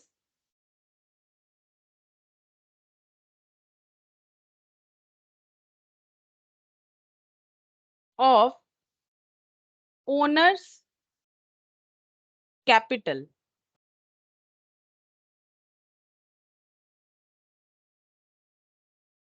and borrowing। ये मैंने क्या लिखा है देखो, फाइनेंसिंग एक्टिविटी का मतलब है कि बिजनेस करना है तो कहां से पैसा लाओगे, ठीक है, लोन लोगे, बैंक से लोगे, डिवेंचर इशू करोगे, कंपनी है तो वो भी एक फैसिलिटी रहता है। तो यहाँ पर देखो क्या लिखा है मैंने, फाइनेंसिंग एक्टिविटीज का मतलब activities that result in change in size and composition of owners capital and borrowing, ठीक है, तो बैलेंस शीट में जो हम लोग का कैपिटल होता है, ओनर्स कैपिटल मतलब जो बिजनेसमैन खुद से पैसा लगाया है, ठीक है, और कुछ अगर उधार लिया है यानी कि लोन, बोरोइंग, ठीक है, तो ये सब जो चेंजेस दिखता है वो कौन से एक्टिविटी की वजह से दिखता है, फाइनेंसिंग एक्टिविटी की वजह से दिखता है। अब हम लोग यहाँ पर स्टार्ट कर सकते हैं अपना कैश फ्लो स्टेटमेंट कैसे बनेगा। तो कैश फ्लो स्टेटमेंट जो है वो नॉर्मली दो मेथड से बनता है, ठीक है, डायरेक्ट और इनडायरेक्ट, ठीक है। तो पहले हम लोग डायरेक्ट समझेंगे तभी इनडायरेक्ट अच्छे से समझ में आएगा। अब देखो क्या क्या स्टेप्स फॉलो करना पड़ता है जब हम लोग कैश फ्लो स्टेटमेंट बनाएंगे, तो यहाँ पर स्टेप्स भी लिखवा देते हैं, स्टेप टू बी फॉलोड, क्या क्या स्टेप हमें फॉलो करना चाहिए। स्टेप 1, कैलकुलेट कैश फ्लो, ये कैश फ्लो लिखा है फ्रॉम ऑपरेटिंग एक्टिविटी। सबसे पहले कैलकुलेट करना पड़ेगा कि ऑपरेटिंग एक्टिविटी से कितना कैश फ्लो आया है। अब कैश फ्लो जो है, क्योंकि मैंने सिर्फ कैश फ्लो लिखा है, तो कैश फ्लो जो है वो इनफ्लो भी हो सकता है, आउटफ्लो भी हो सकता है। अगर लॉस हुआ है, मतलब जितना पैसा लगाया तो उससे ज्यादा तो पैसा निकल गया, तो फिर कैश आउटफ्लो हो जाएगा, ठीक है। और जितना पैसा बिजनेस में लगाया था कुछ एक्स्ट्रा आया है तो कैश इनफ्लो हो जाएगा। वो तो क्वेश्चन टू क्वेश्चन वेरी करेगा, जैसा दिया हुआ रहेगा। Step 2, calculate cash flow from investing activities. फिर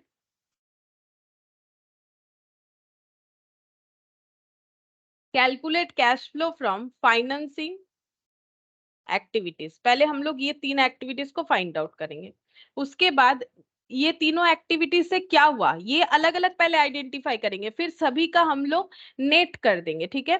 कैलकुलेट नेट इंक्रीज और decrease in cash and cash equivalent for step 1, step 2 and step 3। ये तीनों का हम लोग नेट कर लेंगे, ठीक है। अभी एक क्वेश्चन करेंगे ना तो समझ में आ जाएगा कैसे होगा। फिर लास्ट क्या करना है, calculate cash and cash equivalent at the beginning of period. फिर हमें ये चेक करना है जिस पीरियड का हम लोग कैश फ्लो बना रहे हैं उसका स्टार्टिंग पीरियड, जैसे मान लो अगर हम लोग 2020 टू 23 का बना रहे हैं तो हम लोग 23 का अगर कैश फ्लो स्टेटमेंट बना रहे हैं तो 22 का जो opening cash and cash equivalent है वो हमें कैलकुलेट करना पड़ेगा। बेसिकली वो क्वेश्चन में गिवन होता है, ठीक है। और स्टेप 6 यहाँ पर लिखेंगे, calculate cash and cash equivalent at the end of period. और एंडिंग का भी कैलकुलेट करेंगे, ठीक है। एंडिंग का कैसे कैलकुलेट करेंगे, स्टेप 4 प्लस स्टेप 5 करने से निकल के आ जाएगा, ठीक है। ये कैलकुलेशन प्रैक्टिकली करोगे तो समझ में आएगा कैसे करके होगा। ये हो जाएगा स्टेप्स। अब हम इसका फॉर्मेट लिखवा देते हैं, देखो फॉर्मेट यहाँ पर लिखवाते कैसे होगा।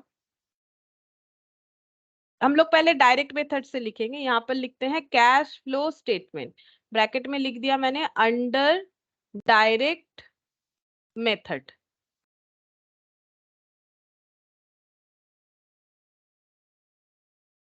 पर्टिकुलर्स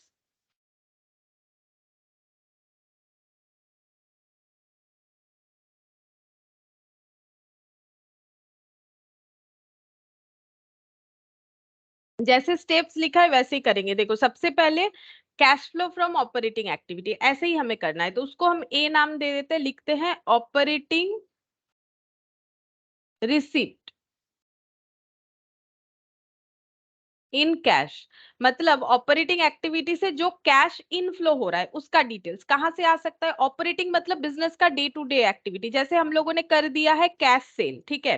अच्छा अगर हम लोगों ने डेटर को क्रेडिट सेल किया था तो वो तो रिकॉर्ड नहीं होगा, लेकिन हमें क्या रिकॉर्ड करना है, कैश का इनफ्लो। लेकिन डेटर अगर पेमेंट करता है तो वो रिकॉर्ड करेंगे, तो यहाँ पर लिखेंगे कैश रिसिप्ट फ्रॉम डेटर, ठीक है। कैश रिसिप्ट फ्रॉम डेटर ये रिकॉर्ड हो जाएगा। और क्या होगा, कोई कमीशन मिला है अगर तो वो हो जाएगा, लेकिन ट्रेडिंग होना चाहिए, ट्रेडिंग कमीशन।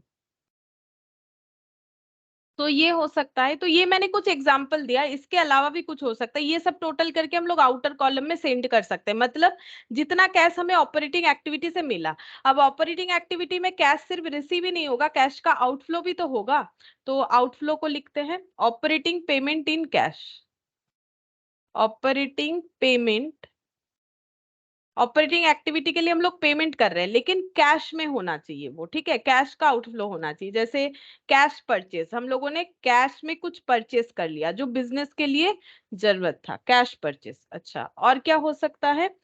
क्रेडिटर को पेमेंट किया, पेड टू क्रेडिटर, ये भी हम लोग का ऑपरेटिंग एक्टिविटी है, ठीक है, बिजनेस का day to day activity. Next हो जाएगा वेजेस, सैलरी पेड, अगर हम लोग स्टाफ को सैलरी या वेजेस पे कर रहे हैं तो वो भी कैश का आउटफ्लो हुआ, वो भी ऑपरेटिंग एक्टिविटी है।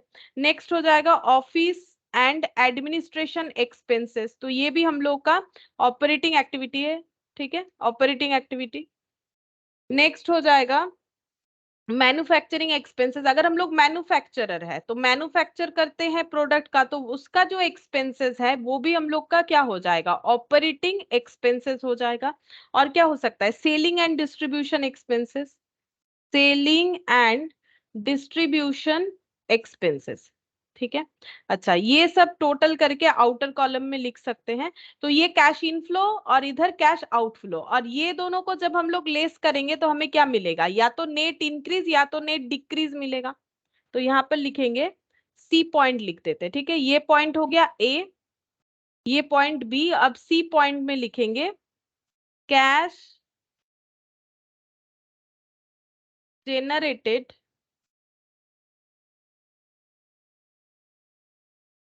From operations before tax, A minus B, ठीक है। टैक्स देने के पहले, cash generated from operation before tax, मतलब टैक्स देने के पहले हमारे पास कितना कैश है वो हम लोग कैलकुलेट कर पाएंगे। उसके बाद डी पॉइंट में लिखते हैं इनकम टैक्स पेड। नेक्स्ट हम लोग टैक्स पे करेंगे, मतलब बेसिकली नेट प्रॉफिट कैलकुलेट हो गया स्टेटमेंट फॉर्मेट में, लेकिन यहाँ पर हम लोग नॉन कैश आइटम को नहीं ले रहे हैं, इनकम टैक्स पेड। और ये कैसे आएगा? Net of refund of tax, अगर कुछ रिफंड हुआ है, तुम लोग तो टैक्स पढ़ते ही हो ना, अगर कुछ रिफंड हुआ है तो वो नेट कर देंगे, जो पेड अमाउंट है जितने का रियल कैश आउटफ्लो है उतने का ही टैक्स पेमेंट दिखाएंगे। फिर ई नंबर पे लिखेंगे cash flow from, cash flow before extraordinary item, extraordinary item, C minus D करने से आएगा।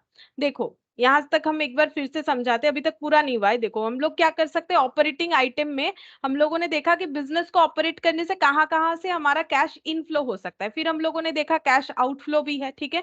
फिर दोनों को हम लोगों ने नेट किया तो हमारे पास कैश जनरेट भी आ सकता है, यूज्ड भी हो सकता है। मतलब अगर हमारा कैश आउट इनफ्लो हुआ है तो कैश जनरेट बोलेंगे, और कैश अगर आउटफ्लो हो गया है तो हम लोग कैश यूज्ड बोलेंगे, ठीक है। वहां ये लैंग्वेज यूज कर सकते हो। तुम लोग चाहो तो यहाँ स्लैश देके यूज्ड भी लिख सकते हो, यूज्ड का मतलब जब नेगेटिव बैलेंस आएगा, प्रैक्टिकली करोगे पता चलेगा। फिर हम लोग टैक्स पे करेंगे, जैसे तुम लोग ट्रेडिंग बनाते हो तो ग्रॉस प्रॉफिट आया, ग्रॉस प्रॉफिट से जब पीएल में सारे एक्सपेंसेस लिखते हो नेट प्रॉफिट आता है, उसके बाद टैक्स पे करेंगे। टैक्स पे करने के बाद जो कैश फ्लो रहेगा उसे हम लोग बोलेंगे बिफोर एक्स्ट्रा ऑर्डिनरी आइटम। अब ये एक्स्ट्रा ऑर्डिनरी आइटम हम लोगों ने क्यों लिखा है? क्योंकि एक्स्ट्रा ऑर्डिनरी आइटम क्या होता है, जैसे मान लो हम लोग का कुछ स्टॉक था जिसपे हम लोगों ने कर रखा था इंश्योरेंस, अब वो स्टॉक जल गया तो हमें इंश्योरेंस क्लेम मिलेगा। तो ये जो इनकम हुआ है ना, इसे बोला जाता है एक्स्ट्रा ऑर्डिनरी आइटम, जो बिजनेस से रिलेटेड इनकम नहीं है। इस तरीके के इनकम को हम लोग बोलते हैं एक्स्ट्रा ऑर्डिनरी आइटम। तो कैश फ्लो इसको बोलते हैं बिफोर एक्स्ट्रा ऑर्डिनरी आइटम। अगर क्वेश्चन में कोई एक्स्ट्रा ऑर्डिनरी आइटम है तो वो बाद में लेस करना पड़ेगा, ठीक है, इसीलिए ये पॉइंट लिखवाया। अगर क्वेश्चन में होगा तभी यूज करेंगे, अगर नहीं होगा तो नहीं यूज करेंगे। तो यहां पर लिखेंगे फिर एक्स्ट्रा ऑर्डिनरी आइटम, ठीक है, एक्स्ट्रा ऑर्डिनरी आइटम। ये लिखने के बाद यहाँ पर लेस करके जो आएगा वो हम लोग लिखेंगे, इसको हम लोग क्या बोलेंगे? नेट कैश फ्रॉम या यूज्ड, ठीक है। अगर पॉजिटिव आए तो फ्रॉम और नेगेटिव आए तो यूज्ड ऑपरेटिंग एक्टिविटीज, ठीक है। तो मैंने सिर्फ ना ऑपरेटिंग वाला ही लिखवाया है, क्योंकि इन्वेस्टिंग में इतना कुछ है नहीं, एक्स्ट्रा ऑर्डिनरी ये सब जो है इतना जरूरत नहीं होता है इन्वेस्टिंग में। अगर हम लोग फिक्स्ड एसेट सेल परचेस कर रहे हैं तो वो लिख देंगे, ठीक है। और अगर हम लोग फाइनेंसिंग मतलब पैसा जुगाड़ कर रहे हैं तो फाइनेंसिंग एक्टिविटी में आ जाएगा, ठीक है। तो अभी क्वेश्चन करने से समझ में आएगा। चलो अभी तक तुम लोगों ने ये सारा चीज लिखा, अब हम लोग एक क्वेश्चन देखते हैं जहां पर तुम लोग को ये आइडेंटिफाई करके बताना है कि कौन सा क्या एक्टिविटी है, ठीक है। वो हम एक काम करते हैं, यहीं पर लिख के दिखाते हैं। जैसे देखो इलास्ट्रेशन 1 बोल रहा है इंटेलिजेंट लिमिटेड है non financial company. Non financial company का मतलब है एक्चुअली जो फाइनेंशियल कंपनी नहीं है। फाइनेंशियल कंपनी कौन होता है? लाइक बैंक, ठीक है। बैंक का काम ही है लोगों को पैसा देना, लोन देना, लोगों का पैसा अपने पास रखना, डिपॉजिट एफडी वगैरह करना। तो ये एक नॉन फाइनेंशियल कंपनी है, मतलब लोन प्रोवाइड करना इसका कोई बिजनेस नहीं है, ठीक है। बैंक का बिजनेस है लोन प्रोवाइड करना, तो एक नॉन फाइनेंशियल कंपनी है। क्या कंपनी है वो नहीं बोला है, बट है नॉन फाइनेंशियल कंपनी।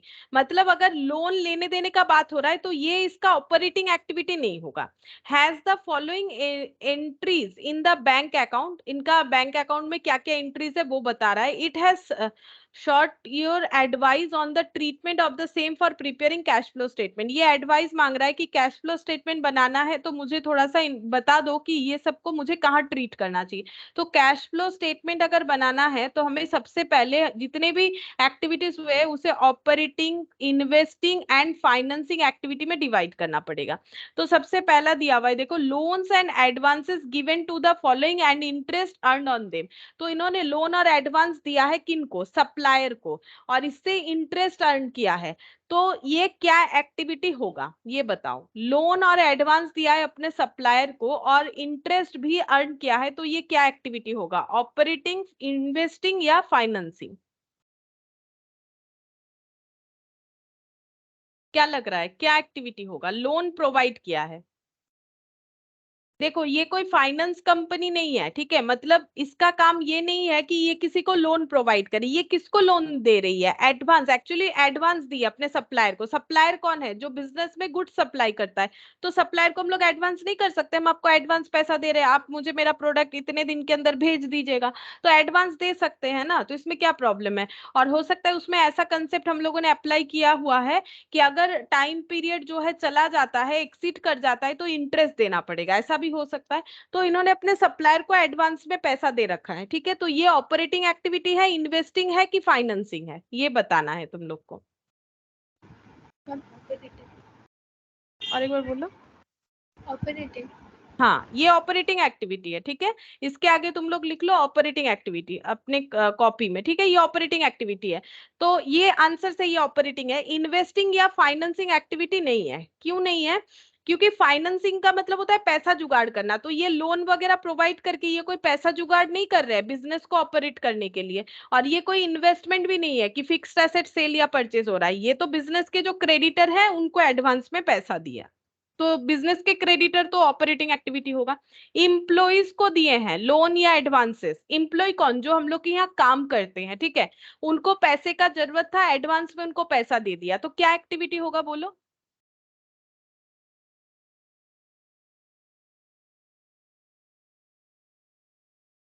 बाद में तो डिडक्ट कर लेंगे ना वो पैसा। अगर हम लोग इम्प्लॉय को बोनस थोड़ी ना दे रहे हैं, एडवांस दे रहे हैं। इम्प्लॉय को क्या दे रहे हैं? एडवांस दे रहे हैं। इम्प्लॉय को अगर एडवांस दे रहे हैं तो बाद में वो पैसा एडजस्ट कर लेंगे, ऐसे सोचो। तो ये कौन सा एक्टिविटी है? ऑपरेटिंग। ऑपरेटिंग, ये ऑपरेटिंग एक्टिविटी होगा। अच्छा, बोल रहे हैं इसके सब्सिडियरीज कंपनी को इसने एडवांस किया है। ये जो कंपनी था इंटेलिजेंट बोल के, इन्होंने अपने सब्सिडियरीज कंपनी को एडवांस में कुछ अमाउंट प्रोवाइड किया है, तो ये क्या होगा? सब्सिडियरी कंपनी का मतलब क्या होता है? जो अगर कोई कंपनी दूसरे कंपनी का 50% से ज्यादा शेयर होल्ड करती है तो वो उसकी सब्सिडियरी कंपनी हो जाती है। सब्सिडियरी कंपनी को पैसा दिया है, जाओ बिजनेस को और ग्रो करो। तो ये क्या है? सब्सिडियरी कंपनी में पैसा लगा दिया, तो ये ऑपरेटिंग एक्टिविटी है, इन्वेस्टिंग है कि फाइनेंसिंग है? फाइनेंसिंग। फाइनेंसिंग होगा। फाइनेंस तो तब होगा जब अपने बिजनेस में पैसा जुगाड़ किया जाएगा। ये सब्सिडियरी कंपनी को पैसा दे रहे हैं। अगर हम लोग अपने सब्सिडियरी कंपनी में पैसा लगा रहे हैं, वर्ड सुनो, पैसा लगा रहे हैं, तो क्या एक्टिविटी होगा? इन्वेस्टिंग। इन्वेस्टिंग, हम लोग अपने कंपनी को, एक कंपनी का 50% से ज्यादा शेयर होल्ड कर रखा है तो वो हमारा सब्सिडियरी कंपनी है, उसको पैसा दिया है बिजनेस करने के लिए, हमारा कैपिटल स्ट्रक्चर नहीं चेंज हो रहा है, उसका चेंज हो रहा है, तो फाइनेंसिंग तो नहीं है, तो ये इन्वेस्टिंग है, हम लोगों ने इन्वेस्ट किया है इस कंपनी में जो हमारा सब्सिडियरी कंपनी है, तो ये हम लोग का हो गया फाइनेंसिंग, सॉरी इन्वेस्टिंग एक्टिविटी। ठीक है, ये था ऑपरेटिंग एक्टिविटी, उसके आगे वाला भी ऑपरेटिंग था। नेक्स्ट देखो सेकंड वाला बोल रहा है investment made in subsidiary smart limited and dividend received, बोल रहा है कि सब्सिडियरी कंपनी है स्मार्ट लिमिटेड बोल के, उसमें इन्वेस्ट किया गया है और उसके शेयर को होल्ड करके रखा जाता है, तो ही तो सब्सिडियरी होता है, तो डिविडेंड भी मिला, तो बोलो ये कैसा एक्टिविटी होगा, लिखा हुआ ही है, नाम से ही पता चल रहा है, बोलो ये कैसा एक्टिविटी होगा।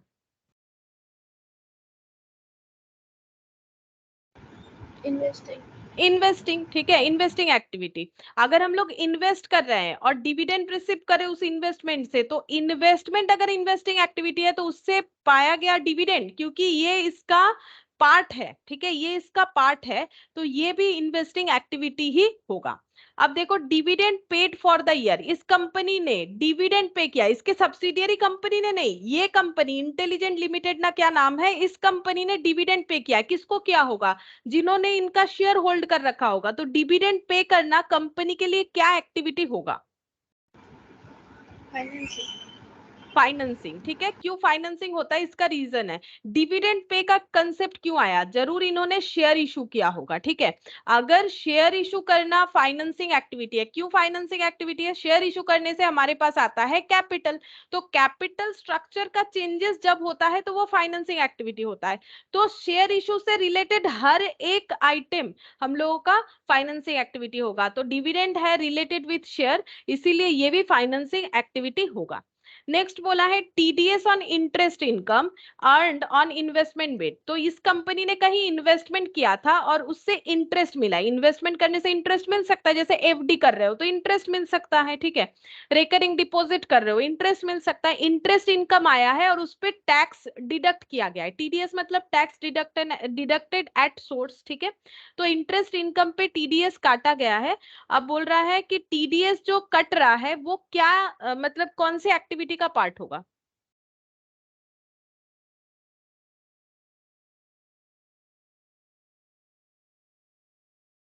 बोलो। इन्वेस्टिंग, क्योंकि इन्वेस्टमेंट अभी अभी मैंने बोला हमें मेन चीज देखना है, इंटरेस्ट कहां से आया, इन्वेस्टमेंट करने की वजह से आया, तो इन्वेस्टमेंट अगर इन्वेस्टिंग एक्टिविटी है तो उससे अर्न किया गया इंटरेस्ट भी इन्वेस्टिंग एक्टिविटी और उस पे लगा हुआ टीडीएस भी इन्वेस्टिंग एक्टिविटी होगा। फिर बोल रहा है TDS on interest earn on advance given to supplier, supplier को एडवांस दिए थे और बोला भी था ना कि अगर लेट होगा तो इंटरेस्ट चार्ज हो जाएगा, तो इंटरेस्ट मिला, सप्लायर को एडवांस किए थे और सप्लायर के मतलब जो टर्म्स और कंडीशन था उससे इंटरेस्ट भी अर्न हुआ और उस पे टीडीएस भी कट रहा है, तो ये कौन सा एक्टिविटी होगा,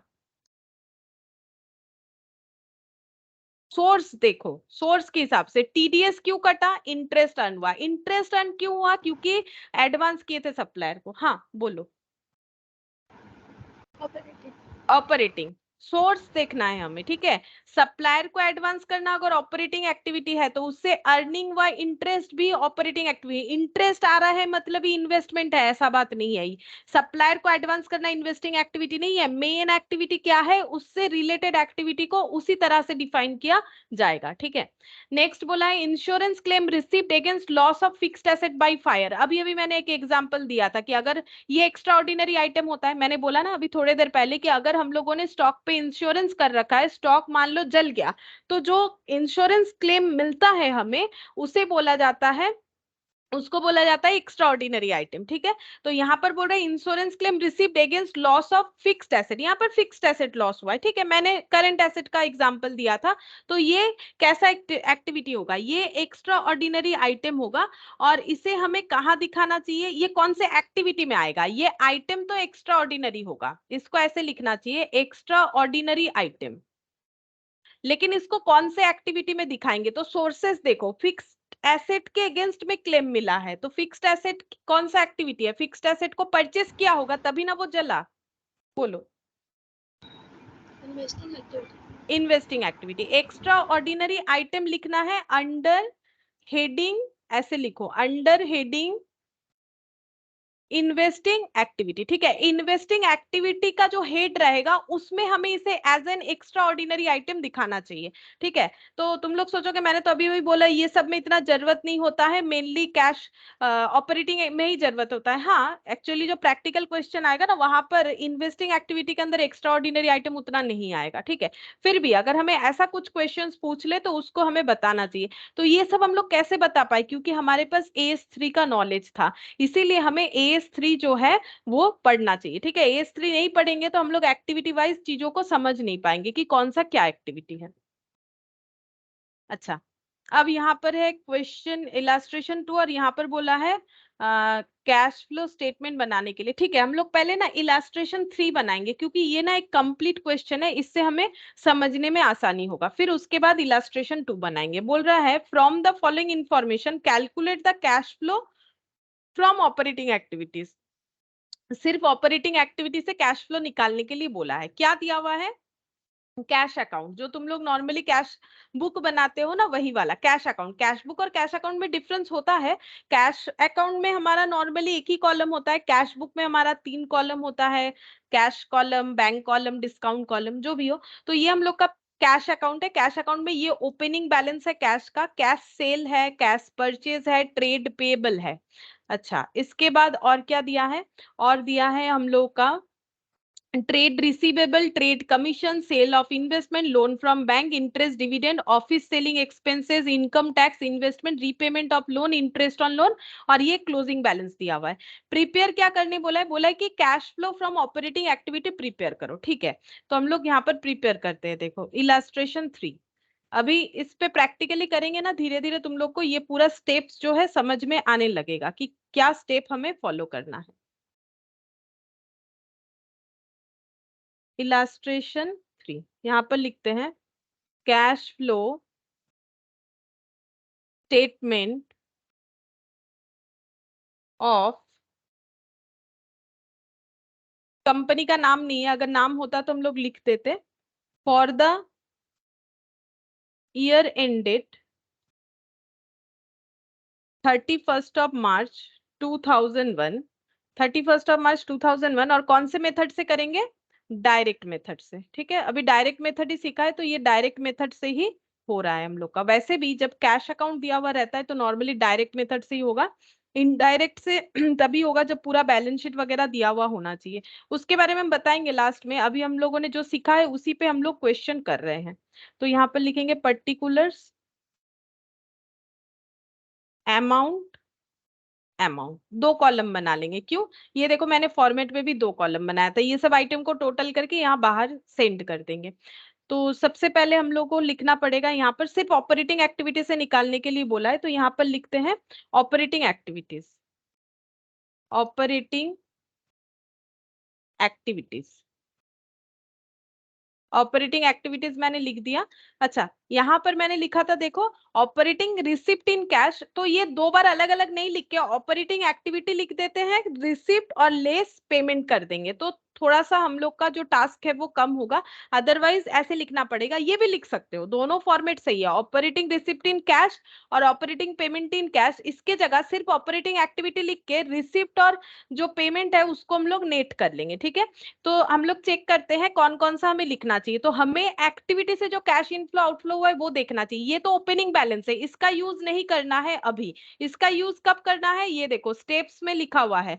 सबसे पहले हमें cash flow from operating activity निकालना पड़ेगा, इन्वेस्टिंग फाइनेंसिंग उसके बाद। इस क्वेश्चन में ये 2 स्टेप नहीं होगा क्योंकि हमें करने के लिए नहीं बोला गया है। फिर हम लोग निकालेंगे नेट इंक्रीज और decrease from cash and cash equivalent, जिसमें ये तीनों ऐड होना चाहिए, जो कि होगा नहीं बिकॉज हमारे पास सिर्फ स्टेप 1 ही रहेगा, तो ये स्टेप भी नहीं कैलकुलेट होगा। और फिर कैलकुलेट करना पड़ेगा cash and cash equivalent at the beginning of the period, जो कि हमें क्वेश्चन में गिवन होता है, मैंने पहले भी बोला था। और अगर डायरेक्टली नहीं होता है तो जो दिया हुआ रहेगा उससे कैलकुलेट कर लेंगे। तो ये 1 लाख का यूज यहाँ नहीं होगा, 1 लाख का यूज एंड में होता है, तो ओपनिंग का हमें लेना नहीं है। एक्चुअली हमें करना क्या है, हमें ये कैलकुलेट करके देखना है कि हम लोगों के पास ऑपरेटिंग एक्टिविटीज करने के बाद कितना कैश फ्लो आया। ठीक है, तो ये ओपनिंग इसको रहने दो, ये लास्ट में देखेंगे। कैश सेल, क्या कैश सेल हम लोग का ऑपरेटिंग एक्टिविटी है, ये तुम लोग बताओ, कैश सेल क्या ऑपरेटिंग एक्टिविटी है कि नहीं है। कैश सेल, कैश परचेज और ट्रेड पेबल, बोलो।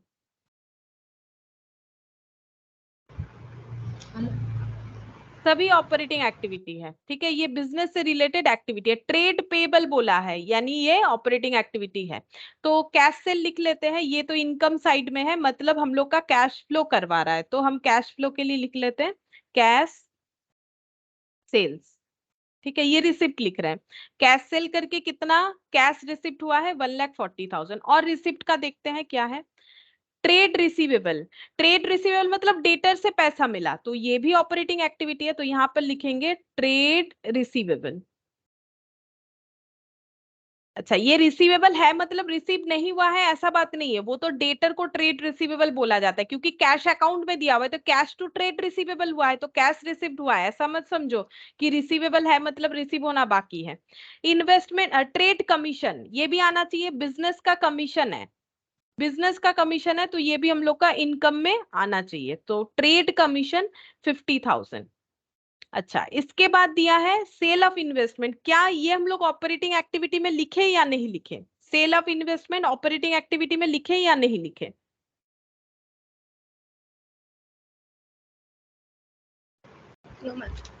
ये इन्वेस्टिंग एक्टिविटी में जाएगा, ठीक है। लोन फ्रॉम बैंक, ये लिखे या नहीं लिखे? अगर नहीं लिखे तो कहाँ जाएगा वो भी बताओ। नहीं लिखेंगे, फाइनेंसिंग में जाएगा। फाइनेंसिंग में जाएगा। इंटरेस्ट एंड डिविडेंड रिसिप्ट, ये कहां पर जाएगा? इन्वेस्टिंग एक्टिविटी, ठीक है। हम लोगों ने डिविडेंड रिसीव किया है, तो किसी कंपनी का शेयर खरीदा होगा, तो ये इन्वेस्टिंग में जाएगा, यहां नहीं आएगा, ठीक है। अच्छा, ऑफिस एंड सेलिंग एक्सपेंसेस कहां आएगा? ऑपरेटिंग। ऑपरेटिंग। इनकम टैक्स कहां आएगा?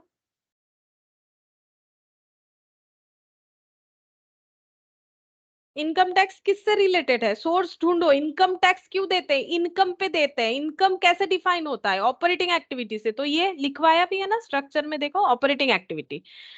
अच्छा, इन्वेस्टमेंट कहाँ जाएगा? इन्वेस्टमेंट तो नाम से ही पता चल, investing activity. Repayment of loan, loan को रीपे कर दिया, बोलो। फाइनेंस।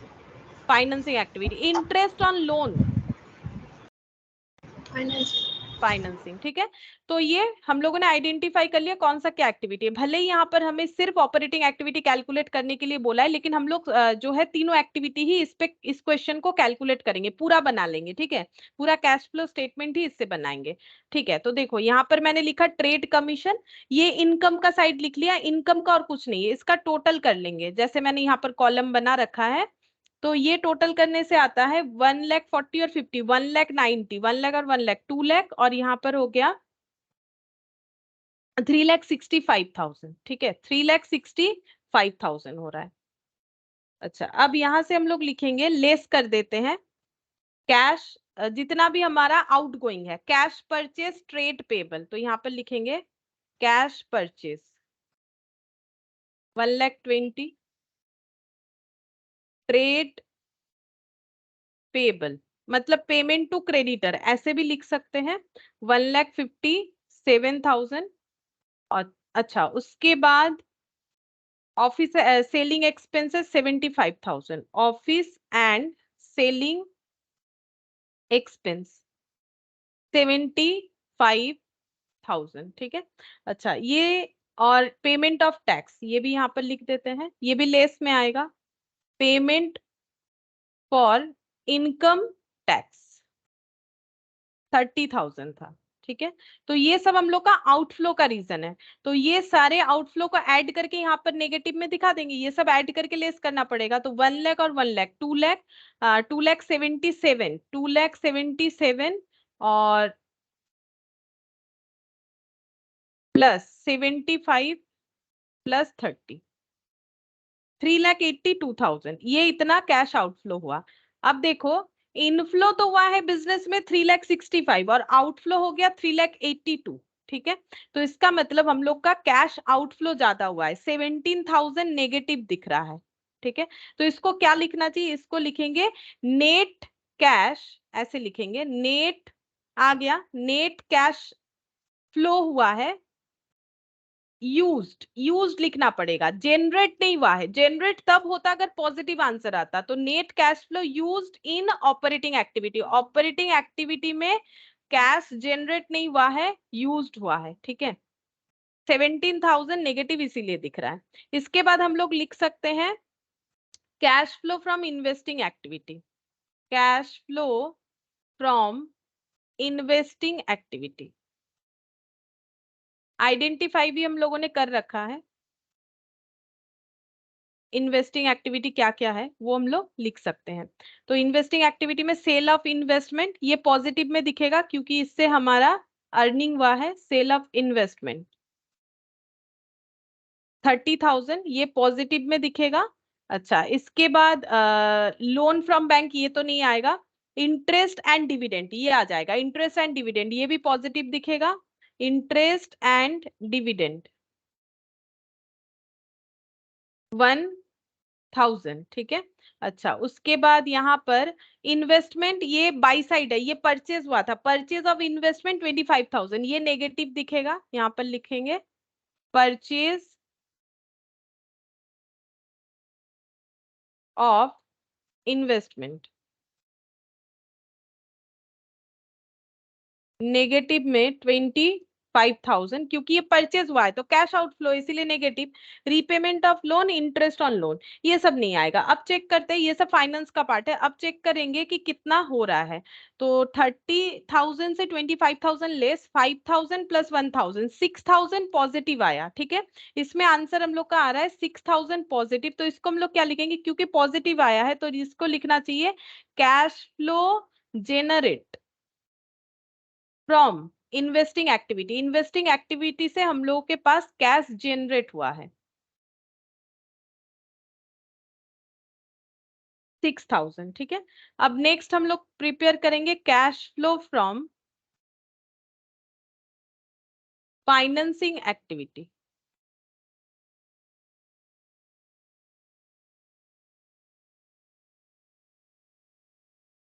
अच्छा, इसमें फाइनेंसिंग एक्टिविटी में देखते हैं इनफ्लो क्या है। लोन फ्रॉम बैंक, लोन लेना एक फाइनेंसिंग एक्टिविटी, बिजनेस को फाइनेंस कर रहा है बैंक से लोन लेके, तो लोन फ्रॉम बैंक। तो ये हम लोगों के पास पॉजिटिव वैल्यू होगा क्योंकि कैश आ रहा है, तो 1 लाख। अच्छा, और क्या है देखते हैं। और तो इधर कुछ नहीं है। यहाँ देखेंगे रीपेमेंट ऑफ लोन, नेगेटिव होगा 75,000, रीपेमेंट ऑफ लोन ये नेगेटिव होगा 75,000। और क्या है, interest on loan 10,000, interest on loan 10,000 ये भी नेगेटिव होगा। और तो कुछ था नहीं, तो 75 और 10 यानी कि 85,000 नेगेटिव और 1 लाख पॉजिटिव, तो नेट करके 15,000 आ रहा है, 15,000 पॉजिटिव आ रहा है। तो इसको हम लोग क्या लिखेंगे, यहाँ पर लिख देते हैं 15,000। इसको हमें लिखना पड़ेगा यहाँ पर net cash flow generate from financing activities, ठीक है, फ्रॉम फाइनेंसिंग एक्टिविटीज। अब क्या करना है, ये सबको नेट करना है। देखो मैंने क्वेश्चन को पूरा समझाने के लिए मतलब ताकि ये स्ट्रक्चर समझ में आए, पूरा ही करवा रहे हैं क्वेश्चन को। यहाँ पर हमें cash flow from operating activity, cash flow from investing, cash flow from financing, अब तीनों का नेट करके देखना है कि बिजनेस में ओवरऑल ये तीन एक्टिविटी से इंक्रीज आया कि डिक्रीज आया। तो देखते हैं, ऑपरेटिंग में तो आया था नेगेटिव, ठीक है, ऑपरेटिंग आया था ये 17,000 नेगेटिव, 6,000 पॉजिटिव और 15,000 पॉजिटिव। तो 15 और 6 कितना हो जाएगा, 21। तो 17 से 21 लेस करेंगे तो हमारे पास आ जाएगा 3,000 पॉजिटिव आंसर आएगा, ठीक है। यहाँ पर आ रहा है 3,000 पॉजिटिव आंसर आ रहा है। 3,000 हो रहा है कि 4,000 हो रहा है, 17 और 15 मतलब -2, 4,000 हो रहा है, ठीक है। 4,000, ये देखो, ये इधर का कॉलम एड लेस करके देखो 4,000 आ रहा है। कैसे किया मैंने, ये 17,000, 6,000 ऐड करो, 11,000 नेगेटिव और उसमें 15,000 पॉजिटिव, ये एडजस्ट करने से 4,000 आ गया। इसको हम लोग क्या लिखेंगे, पॉजिटिव आया है, तो नेट इंक्रीज हुआ है बिजनेस में, तो इसे लिखना चाहिए नेट इंक्रीज इन कैश। ये देखो क्या लैंग्वेज लिखवाया था, इंक्रीज होगा तो इंक्रीज लिखो, डिक्रीज होगा तो डिक्रीज लिखो, in cash and cash equivalent ऐसे लिखना पड़ेगा। Cash and cash equivalent. तो बिजनेस करके इतना कैश इंक्रीज हुआ है, ठीक है। अब इसमें क्या करेंगे, ऐड कर देंगे opening cash and cash equivalent. Opening cash and cash equivalent दिया हुआ था क्वेश्चन में, ये जो कैश अकाउंट है उसके स्टार्टिंग में ही दिया हुआ है 1 लाख। ये देखो 1 लाख, ये क्या निकाल रहा है कि हम लोगों के पास बिजनेस करने के बाद कितना पैसा बचा। जैसे मान लो कि तुम लोगों के पास, मान लो हर मंथ तुम लोग अपना कैश चेक करते हो कि तुम लोग के पास कितना पैसा है। मान लो तुम लोग के पास आता है 5,000 पर मंथ, सपोज, ठीक है, पर मंथ अगर 5,000 करके रहता है, और नेक्स्ट मंथ मान लो तुम लोगों ने 5,000 से 4,000 ही एक्सपेंस किया, 1,000 रह गया, फिर नेक्स्ट मंथ 5,000 आ गया, तो 5,000 में ही 1,000 ऐड करके ही तो बताएंगे कि हम लोग के पास क्लोजिंग कितना है, ठीक है। तो वही चीज हो रहा है, हम ये कहना चाह रहे हैं कि मान लो हम लोग के पास 5,000 था, कौन से मंथ में, ये अक्टूबर चल रहा है, मान लो सितंबर में हम लोग के पास 5,000 था, हम लोगों ने 4,000 खर्चा किया, 1,000 बचा हुआ है, फिर अक्टूबर में हम लोग के पास 5,000 आया, हम लोगों ने 2,000 खर्चा किया, बचा है 3,000, और प्रीवियसली भी तो 1,000 था, तो अभी कितना बचा हुआ है बताएंगे, 4,000 बचा हुआ है, ठीक है। 3,000 नहीं बताना पड़ेगा, 4,000, क्योंकि ये भी एडेड हो जाएगा, ओपनिंग हो जाएगा ना ये। तो ओपनिंग हम लोगों ने ऐड कर दिया तो कितना मिला, 1,04,000। देखो मैंने स्टेप्स में भी वही लिखवाया था, क्या करना पड़ेगा, ये देखो, calculate cash and cash equivalent at the beginning of the period, वो तो दिया हुआ ही था, फिर हमें क्या करना पड़ेगा, एंड का निकालेंगे, स्टेप 4 और स्टेप 5 को ऐड करके। स्टेप 5 क्या है, ओपनिंग बैलेंस, और स्टेप 4 क्या है, नेट जो निकल के आया, ठीक है। तो ये नेट जो निकल के आया, उसमें हम लोगों ने कैश एंड कैश इक्विवेलेंट का ओपनिंग ऐड कर दिया, तो ये क्या निकलना चाहिए, closing. Closing cash and cash equivalent check करते हैं, क्या कैश अकाउंट में यही अमाउंट दिख रहा है क्लोजिंग का, ये देखो, हाँ यही अमाउंट दिख रहा है, 1,04,000। तो ये बना के क्या फायदा, ये तो ऑलरेडी बना हुआ है, फायदा है, क्योंकि देखो यहाँ पर हम लोगों ने क्या लिया है, यहाँ वैसे तो कुछ हम लोग का नॉन कैश आइटम था नहीं, लेकिन जब नॉन कैश नॉन ट्रेडिंग होगा तो उसे हम लोग कैसे जो है मतलब उसे उसके बिना कैसे करके कैलकुलेशन करेंगे वो हमें देखना पड़ेगा। ये तो कैश अकाउंट ही था ना, तो सिर्फ कैश आइटम ही दिखा हमें, ठीक है। तो इसमें तो कोई प्रॉब्लम नहीं है, तो इसको जस्ट स्टेटमेंट फॉर्मेट में ही बनाया और कुछ नहीं। इस चीज को हम लोगों ने क्या किया, स्टेटमेंट फॉर्मेट में बनाया, क्यों, क्योंकि ये था ही कैश अकाउंट, तो कैश का ही इनफ्लो आउटफ्लो दिखाएगा। ये दिख रहा था लेजर फॉर्मेट में, हम लोगों ने इसको ट्रांसफर कर दिया स्टेटमेंट फॉर्मेट में, और ये बन गया हम लोग का कैश फ्लो स्टेटमेंट, ठीक है। ये हम लोग का कैश फ्लो स्टेटमेंट बन गया, इस तरीके से होना चाहिए। और एक हम लोग करके देखते हैं, इससे हमारा प्रैक्टिस होगा। जैसे देखो इलास्ट्रेशन 4, इसमें क्या बोला है, the following summary cash account has been extracted from the company's accounting record. बोल रहा है कि हमारा यहाँ पर एक कैश अकाउंट दिया हुआ है जो कि एक्सट्रैक्ट किया गया है, ठीक है, कंपनी का। और यहाँ पर बोल रहा है क्या क्या दिया हुआ है, देखो कैश अकाउंट में बैलेंस, ओपनिंग बैलेंस बता रहा है 1 मार्च का 35,000, ऊपर 3 जीरो है मतलब 1,000 में बता रहा है। फिर बोल रहा है receipt from customer, issues of shares, sale of fixed asset. तो ये कैश अकाउंट में कैश कैसे आया, कस्टमर से पैसा मिला, शेयर इशू करके पैसा आया, फिक्स्ड एसेट बेच के आया। लेकिन ये सब एक जैसा एक्टिविटी नहीं है, कस्टमर से पैसा मिलना ऑपरेटिंग एक्टिविटी, शेयर इशू करना फाइनेंसिंग एक्टिविटी, फिक्स्ड एसेट को बेच देना इन्वेस्टिंग एक्टिविटी। तो हमें अलग अलग एक्टिविटी के अंडर ये सारी चीजों को लिखना पड़ेगा, क्योंकि कैश फ्लो स्टेटमेंट तो हमें वही बताएगा ना। फिर बोल रहा है पेमेंट टू सप्लायर, फिर payment for property plant equipment, payment for overheads, wages, salary, taxation, dividend, repayment of bank loan. बोल रहा है prepare cash flow statement of this company hills limited for the year ended 31st March in accordance with AS3। The company does not have any cash equivalent, company के पास कोई cash equivalent नहीं है और हमें ये प्रिपेयर करके देने के लिए बोला है, ठीक है। हम लोग प्रिपेयर कर सकते हैं आराम से। तो यहाँ पर देखो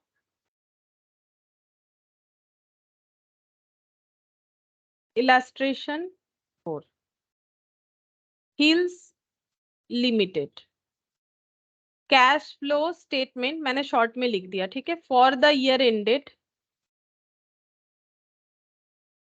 31st of March 2002, particulars, amount। सबसे पहले आएगा cash flow from operating activity, यहां पर लिखते हैं cash flow from operating activity. इसमें क्या क्या आएगा लिख लेते हैं।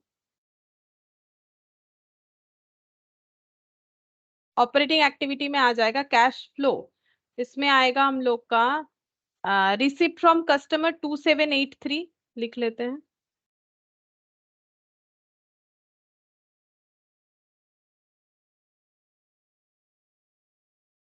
टू सेवन एट थ्री और बाकी तो यहाँ पर पेमेंट टू सप्लायर ये माइनस हो जाएगा, पेमेंट टू सप्लायर 2047। अच्छा, इसके बाद नेक्स्ट देखते हैं payment for property plant equipment, ये तो इन्वेस्टिंग एक्टिविटी हो गया, हम लोग फिक्स्ड एसेट खरीद रहे हैं। पेमेंट फॉर ओवरहेड, ओवरहेड का मतलब होता है कि इनडायरेक्ट एक्सपेंसेस, तो ओवरहेड जो है फैक्ट्री में जो मतलब मान लो ओवरहेड का खर्चा मतलब इनडायरेक्ट एक्सपेंसेस, जो डायरेक्ट एक्सपेंसेस नहीं है, बेसिकली जो पीएल में लिखा जाता है, तो ये लिख देते हैं पेमेंट फॉर ओवरहेड 115।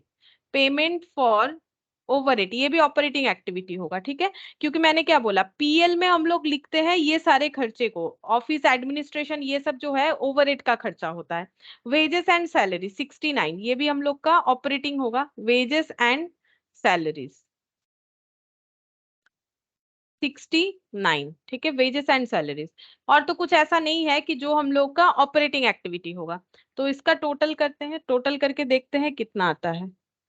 यहाँ पर आ रहा है 2783 -2047 -115 -69, तो ये हो गया हम लोग का 552। इसको लिखेंगे कैश जनरेट, क्योंकि पॉजिटिव आया है, फ्रॉम ऑपरेशंस, ठीक है, इसे लिखा जाता है कैश जनरेट फ्रॉम ऑपरेशंस, यानी एक्टिविटीज भी लिख सकते हो, बिजनेस के एक्टिविटी से आया है। और इनकम टैक्स का पेमेंट जो है वो देखना पड़ेगा, यहाँ पर कितना बोला था, ये रहा टैक्सेशन 243, तो लेस कर देते हैं income tax paid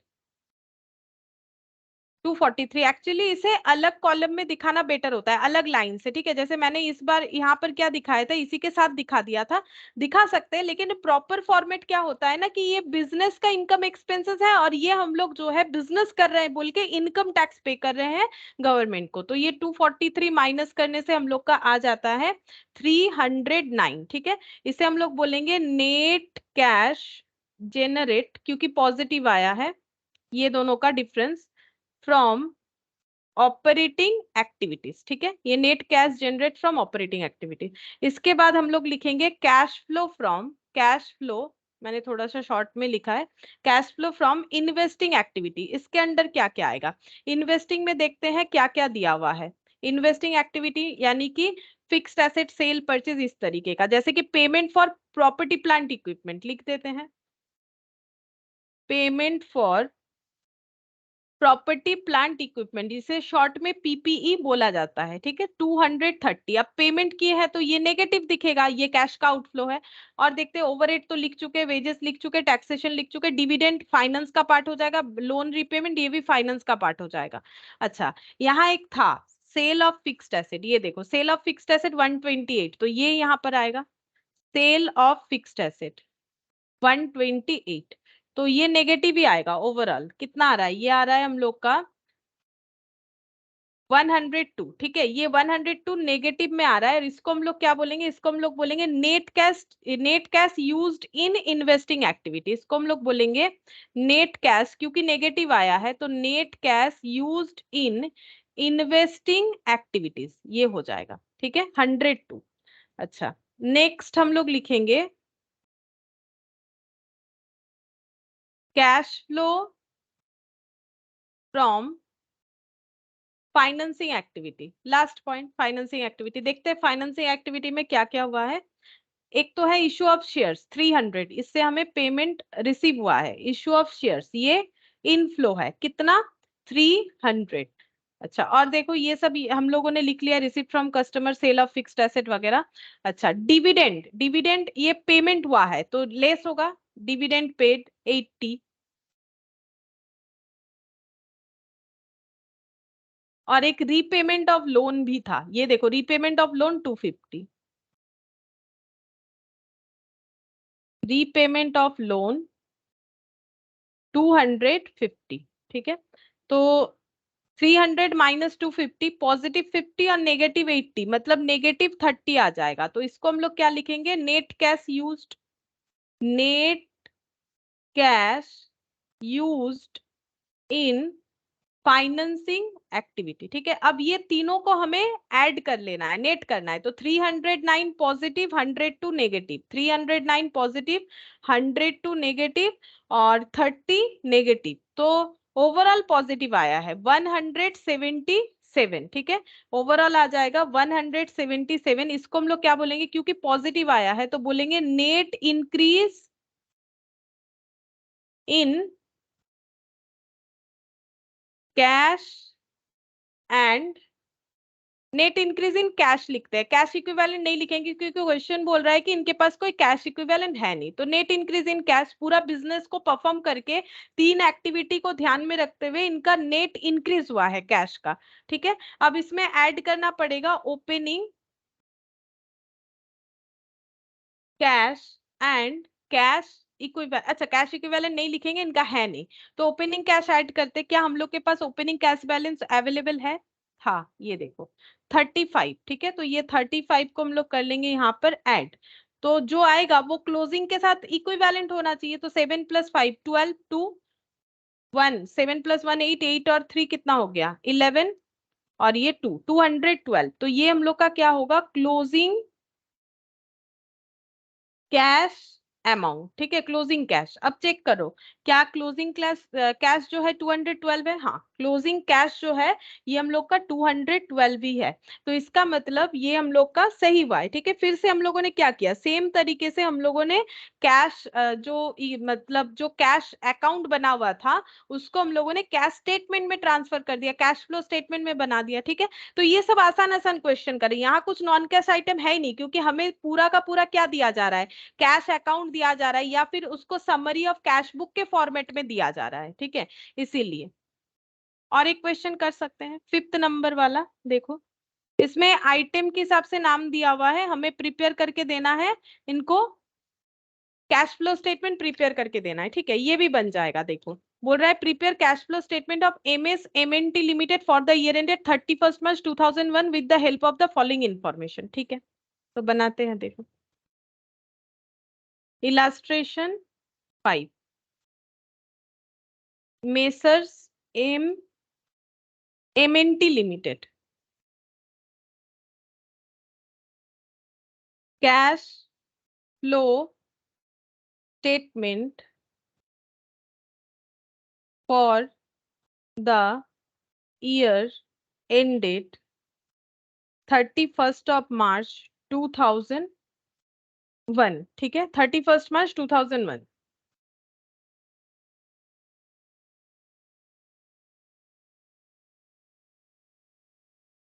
particulars, amount, amount.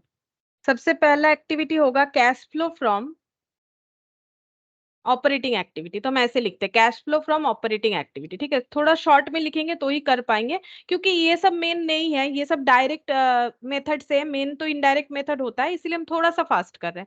तो देखो बोल रहे हैं company sold goods for cash only, ये इन्फॉर्मेशन दे दिया कि कंपनी जब भी गुड्स बेचता है वो कैश में ही बेचता है। ठीक है, फिर बोल रहा है ग्रॉस प्रॉफिट है 30% for the year, gross profit है 3,82,500, ये हमें प्रॉफिट बता रहा है जो कि है 30%। ठीक है, तो प्रॉफिट किस पे कमाते हैं, सेल पे कमाते हैं। तो 3,82,500 इक्विवेलेंट टू कितना है 30%। 30% जो है प्रॉफिट हुआ है, जीपी हमेशा सेल पे रिकॉर्ड होता है।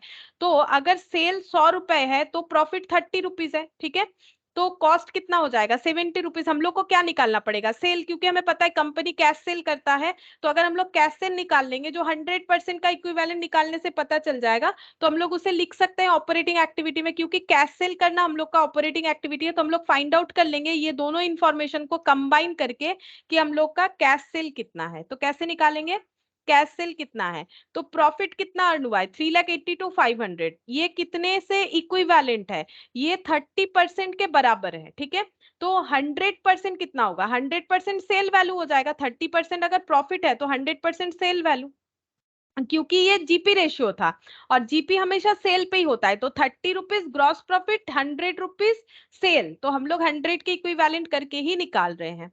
तो डिवाइडेड बाय 30 इंटू 100, तो कैश सेल मिल जाएगा 12,75,000। ये आ गया 12,75,000, ये कैश सेल निकल के आ गया। नेक्स्ट देखते हैं कौन सा एक्टिविटी है। कैश सेल के बाद है opening inventory was lesser than closing inventory by 35,000। बोल रहा है ओपनिंग इन्वेंट्री क्लोजिंग इन्वेंट्री से 35,000 जो है वैल्यू में कम है। ठीक है, तो ये तो हम लोग का कोई एक्टिविटी का पार्ट नहीं हो रहा है। देखते हैं इसका कहाँ यूज होगा। वेजेस पेड ये लिख देते हैं 4,92,500, ये हम लोग का ऑपरेटिंग एक्टिविटी में जाएगा। वेजेस पेड 4 लाख, ये नेगेटिव में आएगा 4,92,500। नेक्स्ट देखते हैं क्या बोला है। ऑफिस एंड सेलिंग एक्सपेंसेस, ये भी operating activity 75,000। Office and selling expense 75,000। ठीक है, अच्छा इसके बाद डिविडेंड पेड, ये तो ऑपरेटिंग का नहीं आएगा। बैंक लोन रीपेड, ये भी ऑपरेटिंग का नहीं है। ट्रेड पेबल ये आएगा। Trade payable on 31st March 2020 exceeds the balance on 31st March 2001 by 25,000। अच्छा, तो बोल रहा है कि जो ट्रेड पेबल है वो हम लोग का 31st March 2000 का जो था वो exceeds the balance on 31st March 2001 by 25,000, 25,000 से एक्सीड कर रहा है। ठीक है, तो हमें चेक करना पड़ेगा कितना सेल हुआ है, उसी पे हम लोग कैलकुलेट कर पाएंगे। तो देखना पड़ेगा कोई डेटा अवेलेबल है कि नहीं। अभी तो मुझे कोई डेटा नहीं दिख रहा है। ठीक है, हम लोग एक काम करते हैं, यहाँ पर लिख के रखते हैं पेड टू क्रेडिटर, देखेंगे कैसे कैलकुलेट होगा। ठीक है, तो पेड टू क्रेडिटर कितना हो जाएगा। यहाँ पर बोला है कि ट्रेड पेबल जो है वो 31st मार्च के जो बैलेंस है उसको 25,000 से एक्सीड कर रहा है। ये रहा, अच्छा ये रहा amount paid to trade payable, बता ही दिया है 4,60,000। ठीक है, तो यहाँ पर लिख देते हैं, मिल गया है तो फिर ढूंढने का क्या जरूरत है, दिया हुआ है 4,60,000। और कोई भी ऑपरेटिंग एक्टिविटी नहीं है, देख लो चाहे तो 1,27,500, सॉरी 12,75,000 minus 4,92,500 minus 75,000 minus 4,60,000, तो ये आ रहा है 2,47,500, 2,47,500 आ रहा है। 2,47,500 ये हो जाएगा cash generate from operation, cash generate from operation. Operating activity से जो कैश जनरेट होता है उसे बोलते हैं ऑपरेशन। फिर इसमें इनकम टैक्स अगर है तो वो लेस करना पड़ेगा, अगर क्वेश्चन में गिवन है तो। चेक करते हैं है कि नहीं, पॉइंट करके ही तो दिया हुआ है, चेक कर लेते हैं। टैक्स पेड बोला है 65,000, प्रोविजन क्या है 45,000। एक्चुअली देखो टैक्स पेड हुआ है वही हमें करना पड़ेगा जो आउटफ्लो है, प्रोविजन से तो हमें कोई मतलब नहीं है, क्योंकि प्रोविजन तो प्रॉफिट को कन्वर्ट किया जाता है। पेड जो दे दिया है वही हमें लिख देना चाहिए, क्योंकि हमें तो कैश इनफ्लो आउटफ्लो देखना है। तो बाकी इंफॉर्मेशन का भी हमें ज्यादा दिमाग लगाने का जरूरत नहीं है।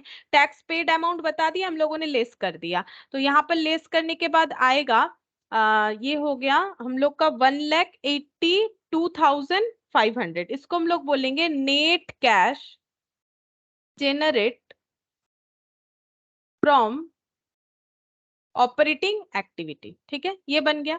इसके बाद हम लोग लिखेंगे cash flow from investing activity, cash flow from investing activity. देखते हैं इसमें क्या क्या आ जाएगा। फिक्स्ड एसेट से रिलेटेड आइटम हमें देखना चाहिए, 0.12 तो नहीं होगा। अच्छा, ये तो ओपनिंग स्टॉक का कुछ बोला है, कम है ज्यादा है। Wages, office selling expense, dividend भी नहीं आएगा। Bank loan, trade payable, tax paid investment, ये देखो इन्वेस्टमेंट सेल हुआ है, इसमें प्रॉफिट अर्न हुआ है 20,000, तो इन्वेस्टमेंट जो कि 7 लाख का था वो सेल करके 20,000 का प्रॉफिट अर्न हुआ है, यानी सेल कितने में हुआ है, सेल का मतलब कॉस्ट प्लस प्रॉफिट होता है, 7 लाख वाला 20,000 में सेल हुआ, तो 7 लाख 20,000 रिसीव हुआ है, तो इन्वेस्टमेंट सेल से 7 लाख 20,000 मिलेगा, तो यहाँ पर लिखेंगे सेल ऑफ इन्वेस्टमेंट, ठीक है, यहाँ लिख देते हैं सेल ऑफ इन्वेस्टमेंट। ये अमाउंट लिखना पड़ेगा 7,20,000, अगर तुम लोग 7 लाख लिख दोगे तो गलत हो जाएगा, बोला है 7 लाख वाला इन्वेस्टमेंट 20,000 प्रॉफिट में बिका है, यानी 7,20,000 से बिका है, और प्लांट मशीनरी परचेज हुआ है 2,50,000, तो वो भी लेस करते हैं, purchase of plant and machinery 2,50,000, और कुछ था नहीं इसमें, देख सकते हो, तो ये लेस करने से आ जाएगा हम लोग का 4,70,000, ये पॉजिटिव आ रहा है, तो क्या लिखेंगे, cash generate from investing activity, ठीक है, cash generate from investing activity, investing activity से ये कैश जनरेट हुआ है।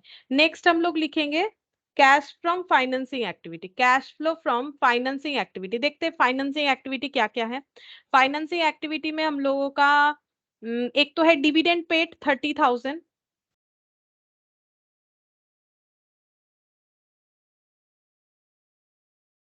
नेगेटिव होगा, और एक बैंक लोन रीपे था, dividend bank loan repay 2,15,000 include interest 15,000, तो 15,000 इंटरेस्ट के साथ ही हमें लिखना पड़ेगा, क्योंकि लोन लिया गया उसका रीपेमेंट अमाउंट और लोन का इंटरेस्ट, सोर्स देखना पड़ेगा, इंटरेस्ट किस चीज का है, लोन का है, तो लोन लेना फाइनेंसिंग एक्टिविटी है, उसको रीपे करना भी फाइनेंसिंग एक्टिविटी है, लेने से फाइनेंसिंग एक्टिविटी विथ इनफ्लो, और पेमेंट करने से financing activity with outflow, interest भी हमें क्या करना पड़ेगा, उसमें नेगेटिव करके दिखाना, मतलब माइनस करके दिखाना पड़ेगा, अगर इंक्लूडेड है तो हम लोग दोनों को मिला के भी लिख सकते हैं, अलग अलग भी लिख सकते हो, तो bank loan repaid including interest,